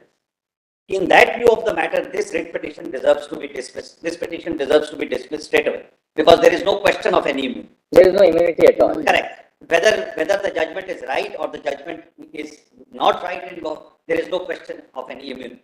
Now, if that's the view your lordship takes, then the proceedings terminate right here and now. Now, if he manages to distinguish it or otherwise your lordship wants to go into the issue, then I can assist your lordship saying that the judgment needs reconsideration. I have made those bullet points and for your lordship's consideration because essentially, according to me, the judgment which now becomes majority, it is 2 versus 2 accepted and then concurred by a third honorable judge, Justice Ray. There were 3 issues. On one issue, whether there are public servants, all 3 judgments are unanimous. On the second issue, as to who is the authority to grant sanction, the judgment of Justice Bharucha says, because there is no authority to grant sanction, therefore proceedings cannot be initiated at all. The Justice Agarwal says that if there is no authority to grant sanction, taking cue from Veeraswamy, he says it is the chairman of the Rajya Sabha and that is concurred by the third judge. But the third judge then does not concur on this issue of immunity and concurs with the other one there. So it's actually quite a fractured kind of, it's 3 versus 2 plus 1 from one judgment and 2 plus 1 from the other. So it's too important an issue to go like that. That's point 1. Point 2, the majority judgment of Justice Bharucha extensively relies on Johnson. Johnson, in fact, subsequently in the United States is distinguished in Brewster. So therefore, then he relies on the dissent in Brewster. And then he does not follow Curry, which is a judgment from the UK, saying it has not been tested in appeal. So essentially, he relies on a judgment which even in the original jurisdiction is no longer being followed. Supports it by a dissent, the dissenting view in the subsequent judgment, and then comes to the conclusion that yes, there is immunity even if a crime is committed. 2 more points. He does not go into the issue as to when the crime of bribe is complete. The crime of bribe is complete even before the man enters the house. Once you accept a bribe to do a particular act, the act of acceptance is complete at that point of time. Justice Agarwal goes into that and says that yes, that's a very important.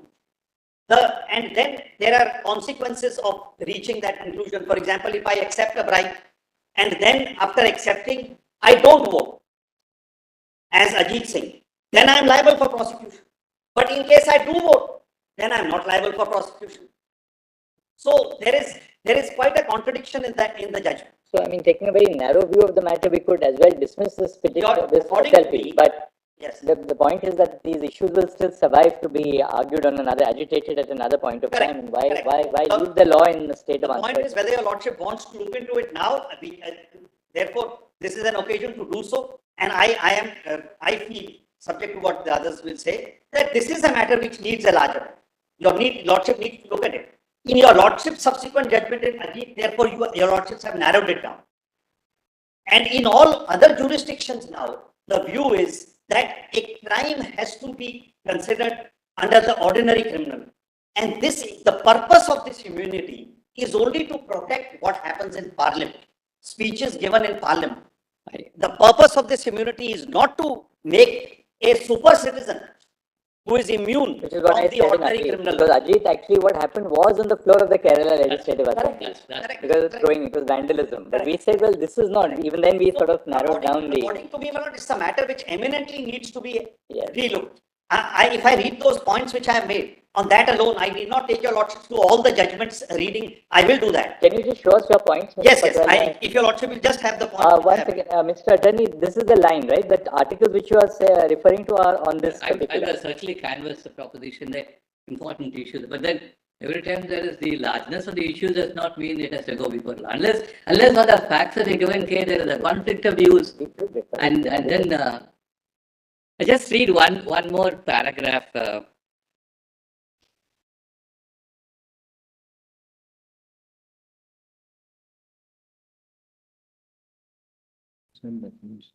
While Narasimha Rao presents, He said we can dismiss the. Tell him we can't. I do see Narasimha Rao presents certain internal 2 versus 3, but just want to.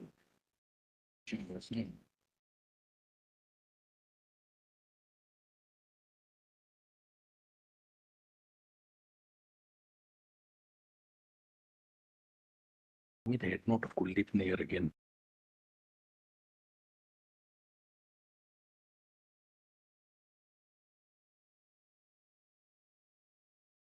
If the appellant has not voted even after taking bribe, that will be a dishonesty beyond corruption. That's a different matter. But we are not getting in that question. Justice Ramasubramaniam on the previous bench, Millards, made reference to Contract Act and breach of promise, etc. Millards.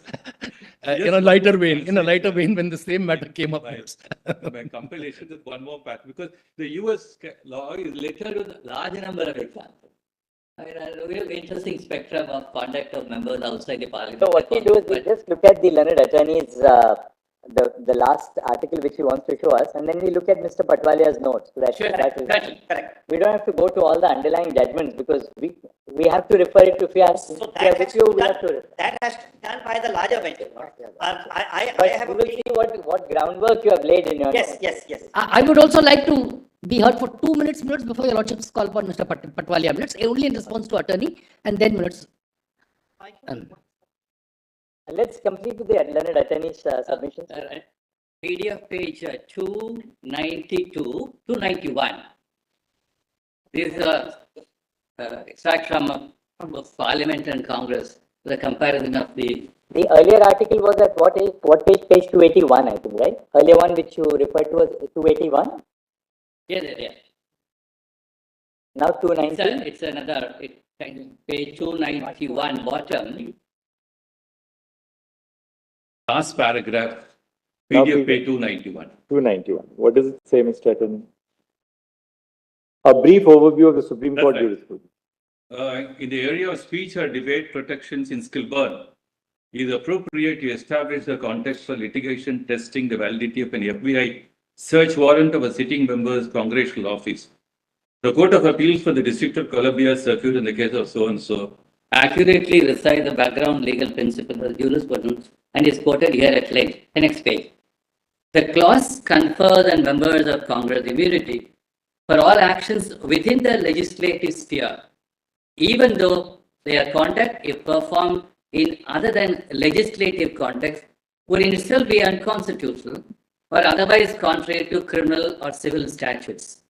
The purpose of the protection is to ensure that the legislative function the Constitution allocates to Congress will be performed independently, without regard to the distractions of private civil litigation or the perils of criminal prosecution. The clause does not, for example, prevent the criminal prosecution of members of Congress for misconduct, even if somehow connected with their performance of official responsibilities. Malfeasance by a member does not fall within the legislative sphere simply because it is associated with the congressional duties. As the Supreme Court explained in allowing a bribery prosecution to go forward in terms of Brewster, where the prosecution established a prima facie case without relying on the member's constitutionally protected legislative speech as evidence, the constitutional protection for act within the legislative sphere does not extend to all conduct relating to the legislative process, but only to those activities that are clearly part of the legislative, the due functioning of the process. Very beautifully stated.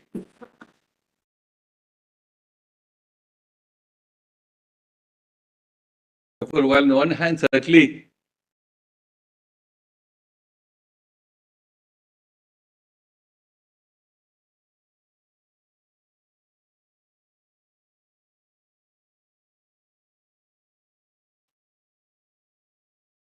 will see that even, I say, the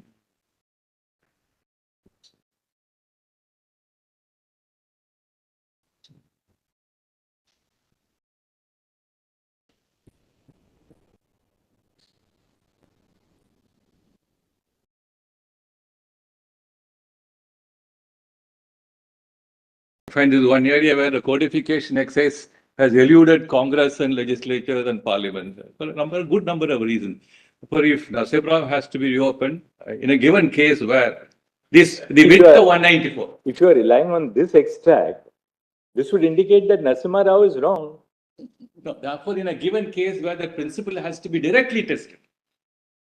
You are on this, that look, in this case, it does not strictly speaking arise. That's right. But this I enumeration, don't want this enumeration of the legal position indicates that the decision Narasimha Rao is wrong. Correct. Therefore, even US law. Then the only question is, should we await it to arise sometime in the future or lay down something? But provided, the question of We must also not ignore that if it also furthers public morality on the part of our elected representatives, then we should not really defer our decision to some uncertain day in the future. No, therefore, isn't it? This case should rest on its own facts. Prosecution must continue. Therefore, the question of 194 does not arise here. That's my submission. Right. But on the reference, Mr. Attorney, you are then also taking the view which the amicus is taking that a bribe taken for the purpose of. If the court were to go in an abstract position as to whether the CBI moved a review in Narasimha. I have put it in my written submission. I have put it in my written submission.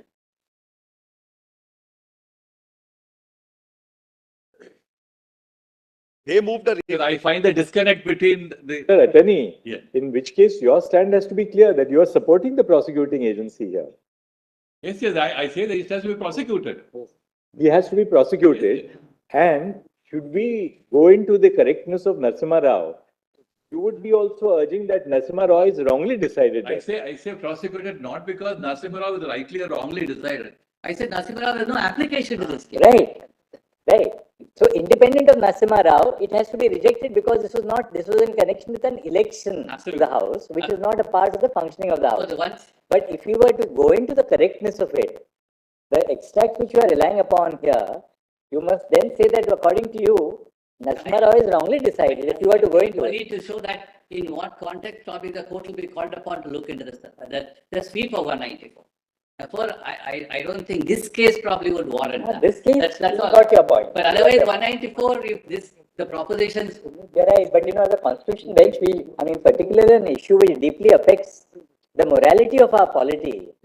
We should not, in that sense, not take an opportunity to straighten the law. But would your lordship always lay down a law only in the context of a certain set of facts which call for an interference by the court? So the set of facts are absent here. Should Narasimha Rao be in the abstract revisited? I have reservations about Narasimha Rao. But we have 4 eminent counsel appearing on this. What better opportunity for the court to straighten the law?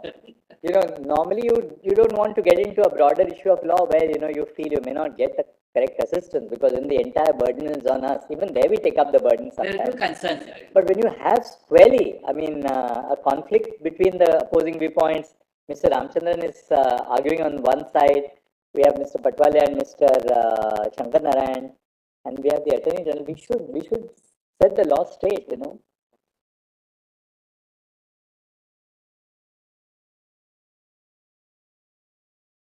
That this is an ideal case where the Attorney General must also say that, look, please make a reference and set the law straight. Ultimately, this is something which concerns our polity. Why did he not say that? I think I made that position very clear. In fact, by citing this, you have indicated where your line of argument will. I definitely wanted to show that the state of the law, but does not mean that I want to flow along with this. Because on the facts of the case, Fact, you got your point. That look, here, it was not in connection with legislative business. Therefore, in any case, there's no immunity. This appeal has to be dismissed. But where the court has to go into the question, what will be the sweep of legislative business? And what conduct which may have a direct or an indirect nexus with legislative business would fall within 194 will be the ultimate matter to be discussed. Thank you, Mr. Attorney. Let's hear Mr. Ramchandran for 2 minutes and then call upon Mr. Patwale. Yes. Thank you, Mr. I was drawing attention to my written submission only apropos what the Attorney General said in his written submission, because I'd only said it orally. Just volume 1 minutes. Just 2 paragraphs I want. Yes, one. Volume 1. Which para? Minutes. PDF page 3, para 4. One more thing.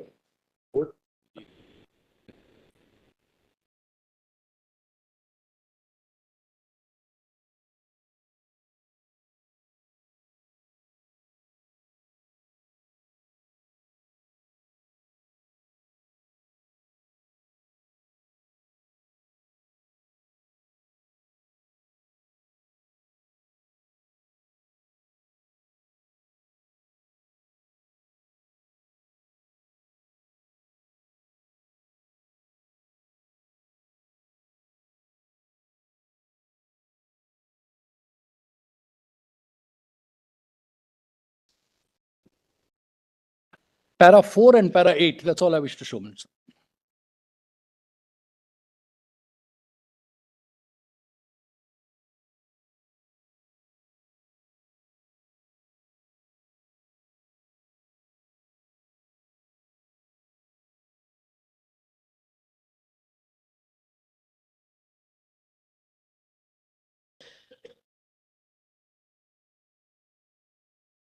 Only paras 4 and 8. 4 and 8. Para 4 is only to indicate the question involved.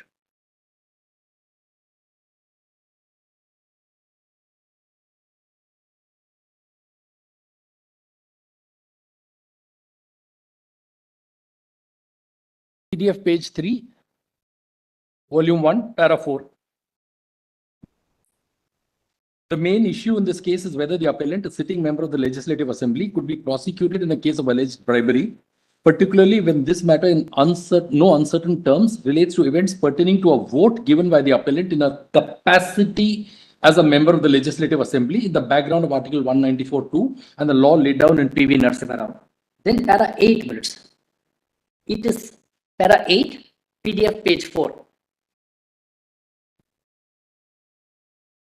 It is submitted, my lords have got it, it is submitted that none of the contesting parties have ever challenged the ratio of PV Narasimha Rao. On the contrary, both the contesting parties are ad idem that the ratio of PV Narasimha Rao case holds good and should govern the ambit of parliamentary public legislative privileges envisaged in Article 1052 and 194(2) of the Constitution. What is being contested is the applicability of PV Narasimha Rao's judgment.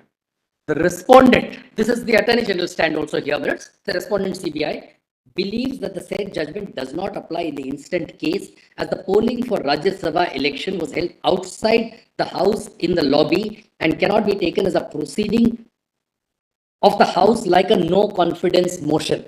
And in support of this, minutes, they rely on P.N. Shukul and minutes Kuldeep Nayyar.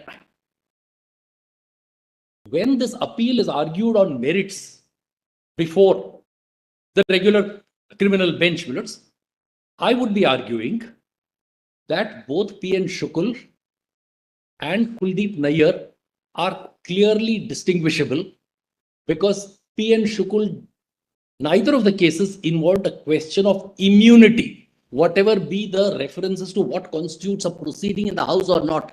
The question of immunity did not come up for consideration. P.N. Shukul was whether a person who is not yet sworn in as a member of the state legislature can still vote as an elector in the Rajya Sabha election. And Kuldeep Nayyar, in the context, there were two questions involved. One was domicile. Earlier, you had to be domiciled in that state. That was done away with. That's how people from other states stand for Rajya Sabha from other states. That has been upheld. One part. Then this open voting system. It is because of that open voting system that it has come out that I have also not voted for this person. That minutes in the context of secrecy of ballot. There this Honorable Court holds that this is not part of parliamentary proceedings. So that secrecy is not violated. It was in that context. Neither of these cases involves the question of immunity. Therefore, clearly distinguishable. And if at all anyone has to challenge the correctness of any judgment, it would be me in the appeal saying if this is your interpretation of Kuldeep Nayyar or P.N. Shukul, then those judgments need to be reconsidered, is what I will submit there, Willards. But the question of Narasimha Rao reconsideration does not arise. Yes, Mr. Patwale. My written submission is volume 8.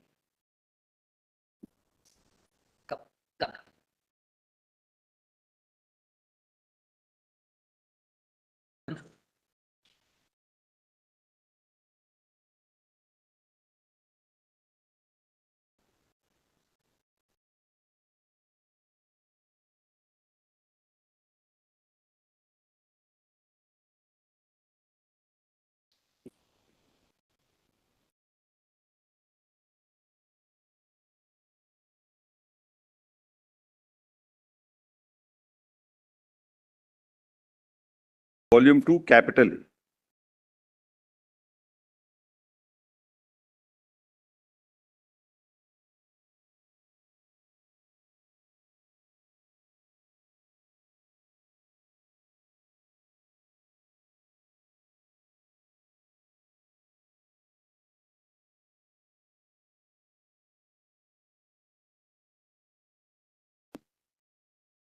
May I? Yes. Firstly, Justice Bharucha, for himself and Justice Rajendra Babu, in his judgment relies upon ex parte Wilson and United States versus F. Johnson and the dissenting judgment in United States versus Brewster. This actually distinguishes and waters down Johnson. To reach the conclusion that he does, that is Article 105 protects a member of parliament against proceedings in court that relate to or concern or have a connection or nexus with anything said or vote given by him in parliament. Apart from this, Justice Bharucha discards the judgment in R versus Curry on the ground that it has not been tested in appeal. Para 142 is for the first time in England, Justice Buckley ruled in R versus Curry that a member of parliament who accepts a bribe to abuse his trust is guilty of the common law of offense of bribery. The innovation in English law needs to be tested in appeal. So therefore, this judgment relies on ex parte Watson, which is clearly distinguishable. Justice Agarwal distinguishes it. That was actually a proceeding in parliament only. And F. Johnson is distinguished and not followed in Brewster. As against this 1.2, Justice Agarwal relies upon the view in R versus Curry, supported by the majority view in United States versus Brewster, the subsequent judgment in United States versus Helstowski, both of which consider the judgment passed in F. Johnson and explain it by taking a different view. Justice Agarwal further places reliance on judgment passed by the Canadian court in Bunting and the Australian decision in White and Boston to support his decision. Thus, the judgment of Justice Agarwal follows the international trend, while the judgment of Justice Bharucha still seeks to hold on to a view which was subsequently explained and diluted even in the original jurisdiction. So therefore, in all original jurisdictions, now the view is that this is not a class of super citizens which is immune. In fact, the view is that if you commit a crime, you have to be tried by the ordinary criminal court of the land.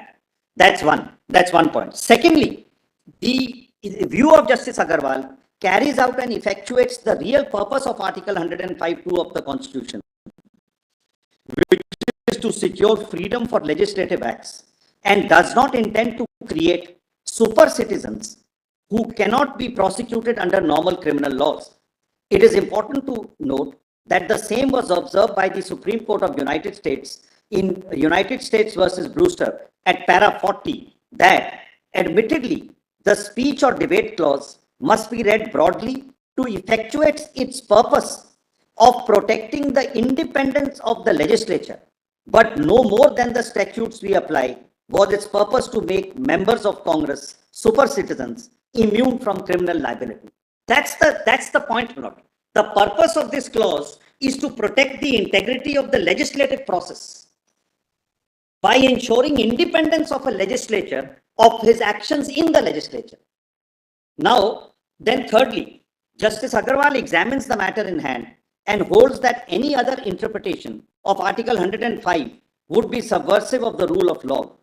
The Honorable Judge at para 47 states, an interpretation of the provision of Article 105(2), which would enable a member of parliament to claim immunity from prosecution in a criminal court for an offence of bribery in connection with anything said by him or vote given by him in parliament or any committee thereof, and thereby place such member above the law, would not only be repugnant to the healthy functioning of parliamentary democracy, but would also be subversive of the rule of law, which is an essential part of the basic structure of the Constitution. This issue has not even been considered in the judgment of Justice Bharucha. The real purpose, the point here is, what is the purpose of 105? That real purpose has not been considered at all by Justice Bharucha. In fact, I'll read a couple of paragraphs from Justice Bharucha's view, where he says we have to give it the broadest interpretation. Any nexus, any connection with the bribe and the proceeding is enough to give you immunity. That's not the view, my lord, anywhere in the world today. So a member of parliament, according to you, should not be proceeded against even criminally for the expression of a view in parliament. Correct. Or the state legislative assembly. Correct. Because that would impinge upon the freedom to express views. Correct. Without any sense of fear. Absolutely. For instance, if you were to be proceeded against for defamation. Correct. For a view which you expressed on the floor of the House. Correct. That would directly prevent members of parliament from expressing their views in a very candid and forthright manner. Correct. But according to you, if you are prosecuted for bribery, this has nothing to do with your legislative, the object of that immunity.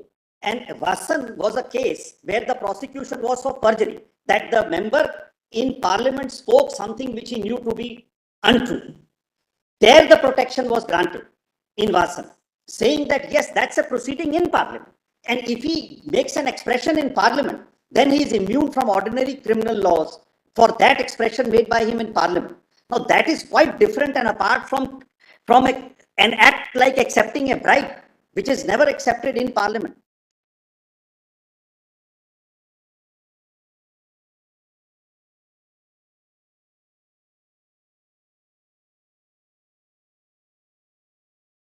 Now, the fourth thing. Fourthly, Justice Agarwal also examines the issue as to when the offense of bribery is complete. The same has again not been examined in the judgment of Justice Bharucha. It is important to consider the observations made by Justice Agarwal at para 50, wherein it is stated that the offense of bribery is made out against the receiver if he takes or agrees to take money for a promise to act in a certain way. The offense is complete with the acceptance of the money or on the agreement to accept the money being concluded, and is not dependent on the performance of the illegal promise by the receiver. The receiver of money will be treated to have committed the offense even when he defaults in the illegal bargain. For proving the offense of bribery, all that is required to be established is that the offender has received or agreed to receive the money for a promise to act in a certain way, and it is not necessary to go further and prove that he actually acted in that way. This is also very important, because the offense is complete even before the member actually steps into the parliament, let alone perform any parliamentary act. And nothing proves it from the next part which I have mentioned. Look at a simple prosecution under the Prevention of Corruption Act. Suppose a Mamlatdar accepts money for mutating the land revenue records. Now, if the acceptance of the bribe or the agreement to accept the bribe is established, you don't have to establish that he actually mutated the land records. This is Capacity is irrelevant. This aspect has not even been considered by Justice Bharucha. Now kindly see the next sentence, because that makes the point. Nothing demonstrates this more clearly than the fact that Shri Ajit Singh MP, who abstained from voting, was held liable for the offence of bribery, because the protection granted under 105 of the Constitution can only be granted to those who voted, thus completely proving the point that the offence of bribery is complete on acceptance of the money and is independent of whatever action follows in Parliament. So even Justice Bharucha says that Ajit Singh, having accepted the money, did not vote. And because he did not vote, the parliamentary immunity is not attracted to him. And therefore he can be prosecuted. And therefore holds that he can be prosecuted. And therefore further holds that the bribe givers can be prosecuted under 120B because he is being prosecuted. So therefore this goes to conclusively prove that the offence of bribery is independent of whatever action they had taken in Parliament. And this is considered by the subsequent English laws also. Now, my lord, this is on merits. Now the next. There is also another very interesting and important issue which surfaces upon a reading of the three judgments in P.V. Narasimha Rao's case. Justice Bharucha for himself and Justice Babu, Justice Agarwal for himself and Justice Anand, and then the third judgment of Justice G. N. Ray. Three issues were considered by the court. The first issue being as to whether a legislator is a public servant or not. All three judgments are concurring on this aspect, that a legislature is a public servant. The second issue was as to which is the competent authority to grant sanction.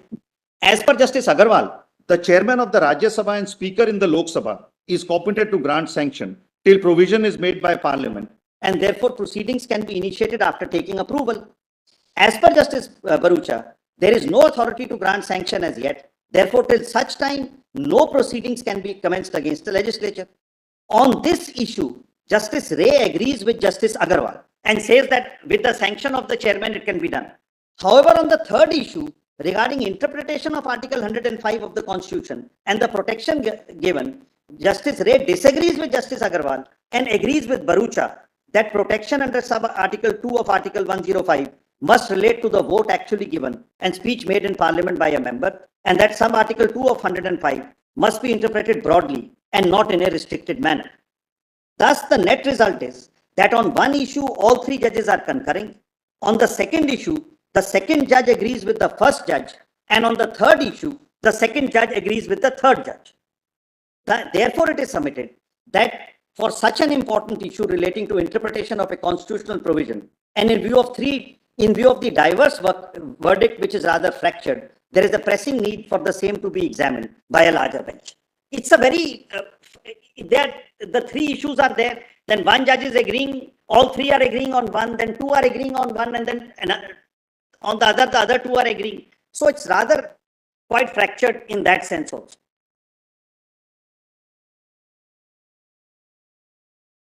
My lord, next, it's important to note that it's not as if efforts were not made in the past to get a fresh look at this issue. After the judgment was passed in P.V. Narasimha Rao's case, review petition 2210 to 2227 of 98 were filed, which was however dismissed subsequently by a bench of 5 honorable judges on the ground of delay of 179 days. The order of dismissal of review petition is reported in 2001 9 SCC, page 249. It is at volume 5, page 666 of your lordship's paper book. Apart from the above, writ petition bearing 7490 of 99 was filed before this court, challenging the majority judgment in Narasimha Rao's case. This honorable court, by order dated 1st May, referred the same to a bench of 5 judges, noticing a submission regarding maintainability of such a petition. Thereafter, however, that writ petition was dismissed on 18 July 2002, keeping in view the principles laid down in Rupa Ashok Hura. Clearly, the bench of 5 honorable judges would have been of the view that the petition did not meet the requirements of a curative petition. Finally, in this third proceeding now, the matter has again come up in reference before this. Actually, the review was by the CBI to begin with. The CBI filed a review saying that the judgment needs a fresh look. That review ultimately is dismissed on the ground of delay. Then a fresh writ was filed, referred to 5 judges. Ultimately, it was rejected, saying, after noticing the judgment in Ashokura, say possibly that it doesn't meet the parameters of a curator, and therefore it was rejected. So it's not as if efforts have not been made to get this judgment a fresh look. Now, my lord, the purpose, this is more in the nature of argumentative, my lord, 6.3. I need not read this at the moment, my lord, because this is more on merits and not on the reference alone. Now, if I can show your lordship some paragraphs of the judgment itself to show how the judgments proceed, my lord. If your lordship will have volume 5, part 1. Paging is right. 5.3. The judgment begins at page 531.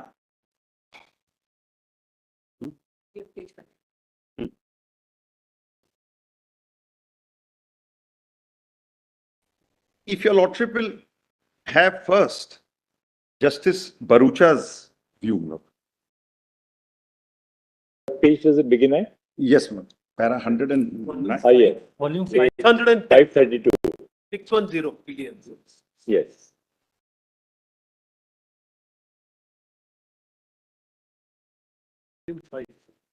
Yes. So it's at 609. The judgment begins.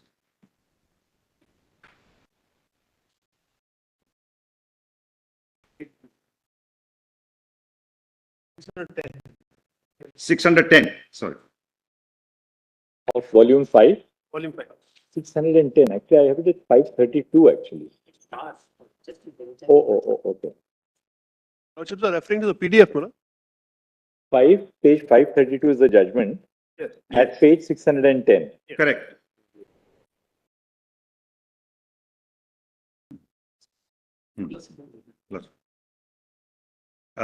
Kindly come to page 613, para 109, where the discussion actually begins. Article 105 is quoted there, Lord. 105 sub Article 2. 107.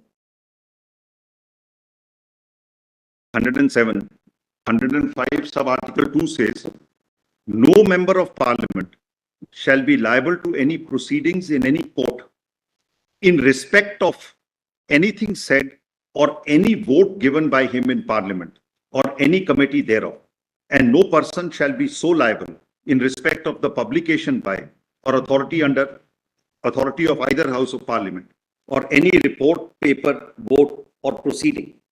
Now the discussion starts at page 109 onwards. And if your lordship will see, come to straightaway page.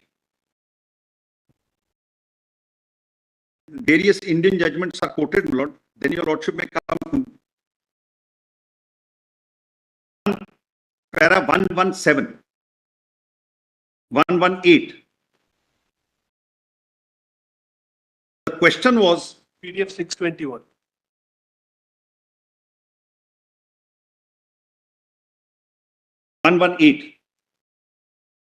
The Attorney General submitted that a proceeding in court founded on the allegation that a member of parliament had received a bribe to vote in a particular way was not a proceeding in respect of a vote that he had given, and therefore the member did not enjoy immunity from proceedings by reason of Article 105(2).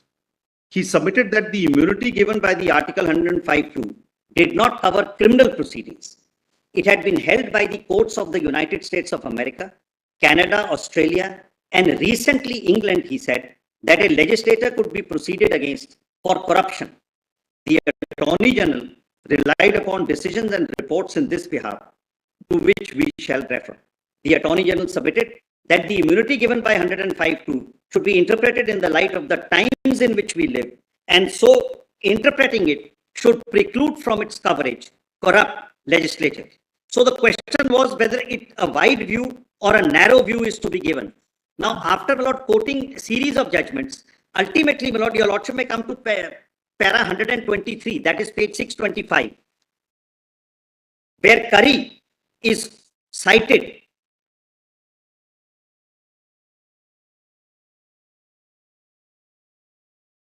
Just kindly see para 123.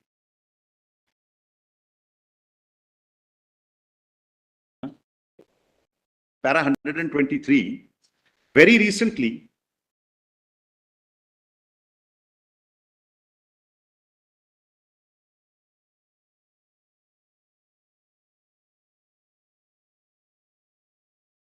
I'm going to read. Yeah, I'm going to read it. Just see para 123. Very recently, in the case of R versus Curry, now this is a United Kingdom, my lord, it was alleged against Harry Greenway, a member of parliament, that he had accepted a bribe from Placer, so-and-so and Brooks as a reward for using his influence as a member of parliament in respect of Jurask's application for British nationality. The indictment of the four was sought to be quashed on the basis that bribery of a member of parliament was not a crime, and that in any event, the court had no jurisdiction, for only parliament could try a member for bribery, the matter being not covered by parliamentary privilege. The trial judge, Justice Buckley, did not agree. He quoted the Salmon Commission report.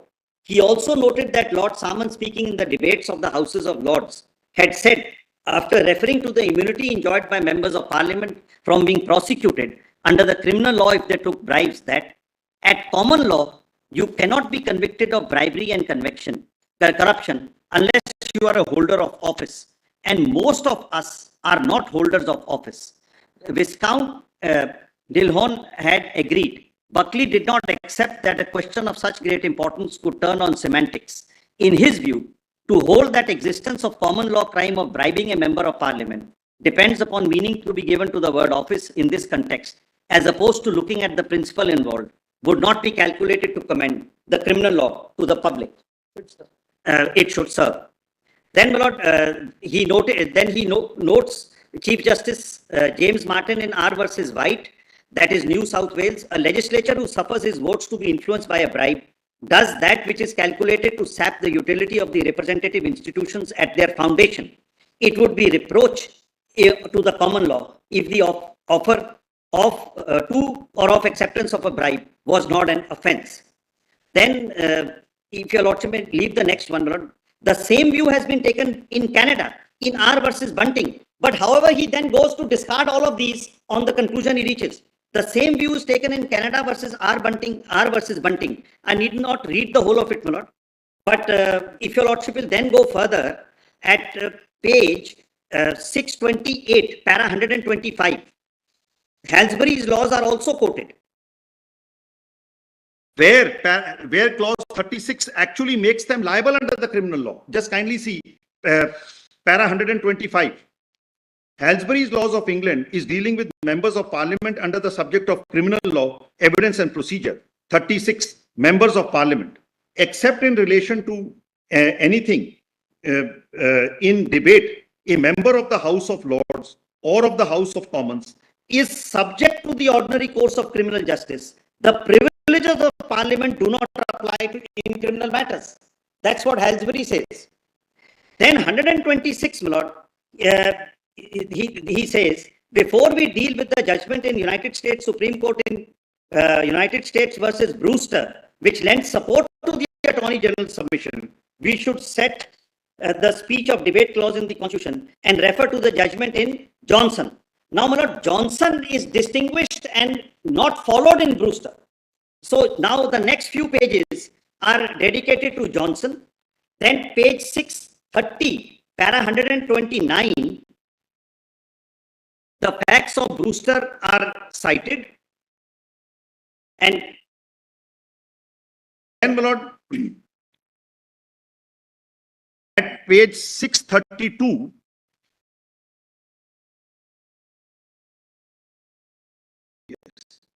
and my lord, at 627 at the bottom, my lord, this is page 631.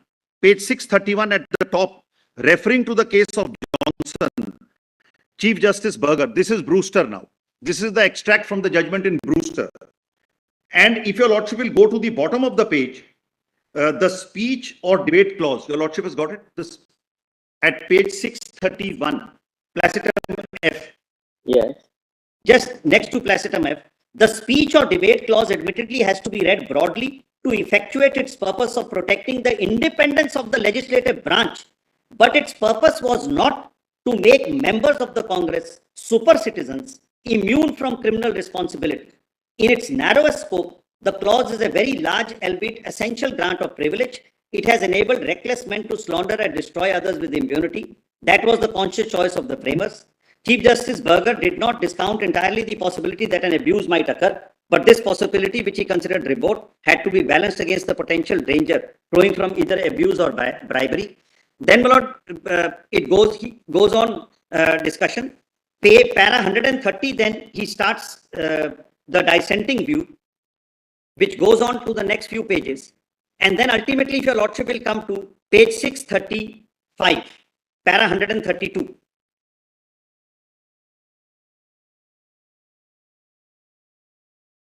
Hundred and 34 are actually the main concluding paras.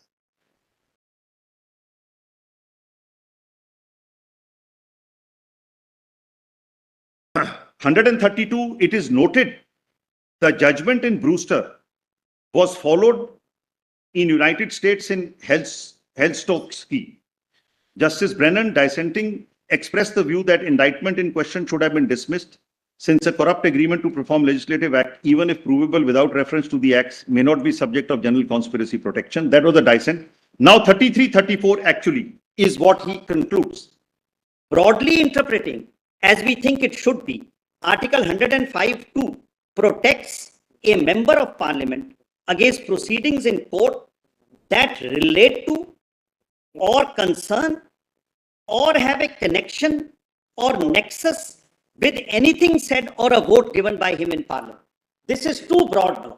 The submission is this is far too broadly stated. The learned Attorney General argued against this broad construction, but the very broad construction is accepted.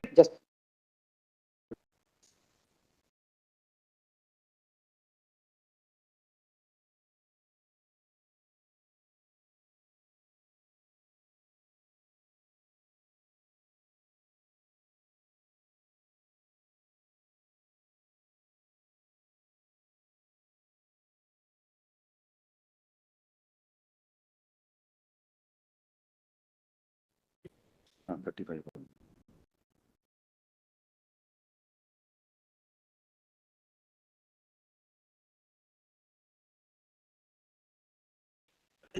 Now 133, 134, 135 are the three main paragraphs, my lord, where the learned judge leans towards the broadest possible construction of any nexus is enough to attract the immunity.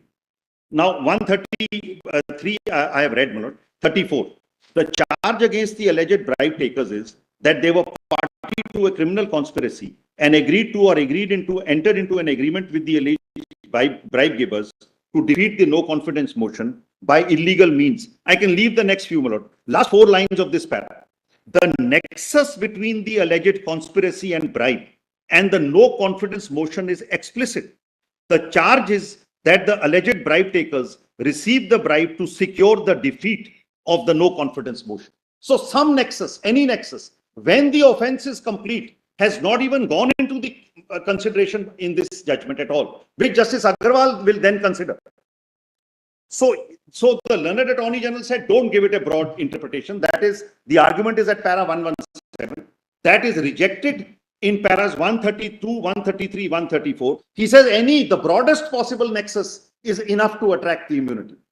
And then 135. While it is true that the charge against them does not refer to the votes that the alleged bribe takers, Ajit Singh excluded, actually cast against the no confidence motion, it may be established deholds these votes, as the Attorney General argued. We do not think that we can ignore the fact that the votes were cast, and in the facts alleged against the bribe takers are true. They were cast pursuant to the alleged conspiracy and agreement. It must then follow, given the expression in respect of, must receive a broad meaning, that the alleged conspiracy and agreement had a nexus to and were in respect of those votes, and that the proposed inquiry in the criminal proceeding in this regard is the motivation thereof. It is difficult to agree with the learned Attorney General that though the words in respect of must receive a broad meaning, the protection is limited to court proceedings, and that is on a slightly different point, my lord. Then, my lord, if your lordship will see, at page 136, 137, at page 636, we are para 137. We are acutely conscious of the seriousness of the offense that the alleged bribe takers are said to have committed. If true, they bartered a most solemn trust committed by them to those they represent. By reason of the lure that they received, they enabled the government to survive. Even so, they are entitled to the protection that the Constitution plainly affords them. Our sense of indignation should not lead us to construe the Constitution narrowly, impairing the guarantee to effective parliamentary participation and debate. My submission is that it is not what is being protected is not the guarantee of effective parliamentary participation and debate. It is much more than that which is being protected. Now, 138, important. We draw support from the view we take from the decision in Johnson and dissent in Brewster. So what is the support comes from Johnson, which is dissented in Brewster, not followed in Brewster. And in Brewster, then my lord picks up the dissenting view and not the majority view, which will be picked up by Justice Agarwal.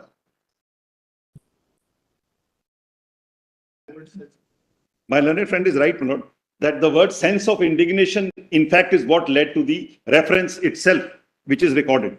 Then, my lord, if your lordship will see, at para 142, R versus Curry, at page 637, para 142, R versus Curry is discarded because it says it needs to be tested in appeal. Just see para 142. For the first time in England, Justice Buckley, your lordship, for the first time in England, Justice Buckley ruled in R versus Curry that a member of parliament who accepts a bribe to abuse his trust is guilty of the common law offense of bribery. The innovation in English law needs to be tested in appeal. We say this with respect, having regard to earlier English judgments, and we find support in the 22nd edition of Erskine, Mary May's treatise on law privilege, etc. My lord, then that is quoted. Then 143 and 144. Now this is the inconsistency of which emerges from the view taken. 143. Our conclusion is that the alleged bribe takers, other than Ajit Singh, have the protection of 105(2) and are not answerable in a court of law for the alleged conspiracy and agreement. Charges against them must fail. Ajit Singh, having not cast a vote on the no confidence motion, deserves no immunity. So they all took bribes. The one who did not act does not get immunity, and the others who did act are immune. Is also a grave contradiction which arises from the ratio of the law laid down. And because Ajit Singh has no immunity, then the rest also can be prosecuted, is the next paragraph. What is the effect of this upon the alleged bribe givers? In the first place, the prosecution against Ajit Singh would proceed, he not having voted on the no confidence motion, therefore not having the protection of Article 105(2). The charge against the alleged bribe givers of conspiracy and agreement with Ajit Singh to do an unlawful act, therefore, must proceed. So the conspirators can be proceeded. So, my lord, this broadly is the view taken by Justice Bharucha. Now, as against this, my lord, your lordship will kindly see now the judgment of Justice Agarwal. It starts at PDF 549.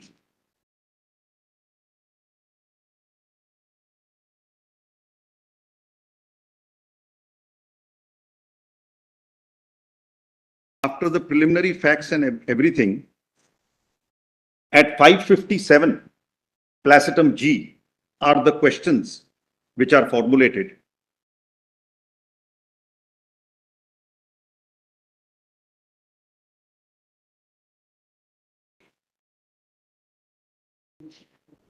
Yes, yes. 557, the questions are formulated. Now, the two questions arising for consideration can be, does Article 105 of the Constitution confer any immunity on a member of parliament from being prosecuted in a criminal court for an offence involving offer or acceptance of bribe? Is member of parliament excluded from the ambit of the 1988 Act for the reason that he is not a person who can be regarded as a public servant? They're all unanimous on this, Lord. And he is not a person comprehended. So on these two here, they are unanimous. Now, if your lordship will see page 558, first, the law in United States is I need not read the whole of it, my lord. The entire from Tudor and Stuart Kings, the original Bill of Rights, everything is traced, my lord. The progress, in fact, your lordships also had occasion to cover all this in your lordship's judgment of that Karnataka case, my lord, there. Kerala, sorry, Ajit. Then, my lord, the English position is considered up to para number 11, that is page 560. Then 561, the Australian position is considered. Then 563, the Canadian position is considered, and all of these jurisdictions lean in favor of the fact that they can be prosecuted under criminal law. The Canadian position is considered.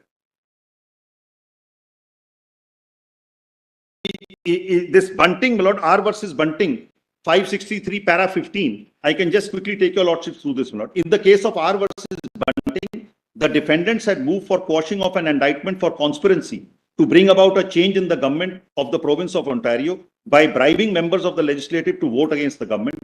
It was argued that bribery of member of parliament is a matter concerning parliament or parliamentary business and is not an indictable offence at common law, and that the exclusive jurisdiction to deal with such a case rests with the Legislative Assembly according to the law and custom of Parliament. Rejecting the said contention, Chief Justice Wilson held, it is to my mind a proposition very clear that this court has jurisdiction over the offence of bribery as at the common law in a case of this kind, where a member of the Legislative Assembly is concerned either in the giving or offering of a bribe or taking of it for or in respect of his duties as a member of that assembly. It is equally clear that Legislative Assembly has not the jurisdiction which this court has in a case of that kind. It is quite clear that the ancient definition of bribery is not proper or legal definition. Then other honorable judges also agreed, at page 564, the United States position is considered. In para 19, Johnson is referred to. Then, my lord, at 565, para 21, Brewster is discussed completely, the majority judgment. And 5, I'm sorry, I hope I'm not going. No, we are with you. Since your lordship is only looking at it for the purpose of reference, well, I'm just giving your lordships a broader perspective of what is happening. Now, at 566, para 23, then the learned judge says, having taken note of the legal position, and your lordship may take it, all these judgments are on the record. They all are consistent on the point that bribery is an offence, there is no immunity. Now, having taken note, para 23 of the legal position as it prevails in the various countries, we may examine the legal position in India. Then after noticing the position, at 567, para 26, the judge frankly records that this has never come up in an Indian court before. Para 26. If your lordship will see, the question whether a member of parliament can claim immunity from prosecution before a criminal court on charge of bribery in relation to proceedings in parliament has not come up for consideration before the court. It has to be examined in the light of the provisions contained in the Constitution. Now, it is with this preface, my lord, that the learned judge examines it.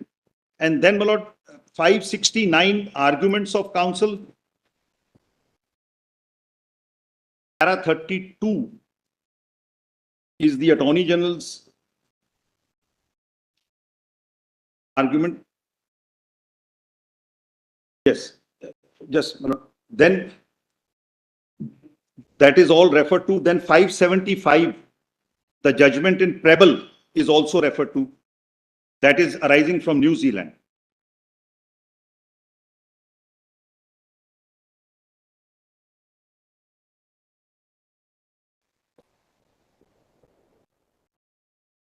Para 41 onwards, that is 572, 576, sorry, 576, the learned judge starts discussing. Though the conclusions are in paras 43, 44, 45, but from para 41, I'll just take your lordships through the learned judges. Para 41 at 576.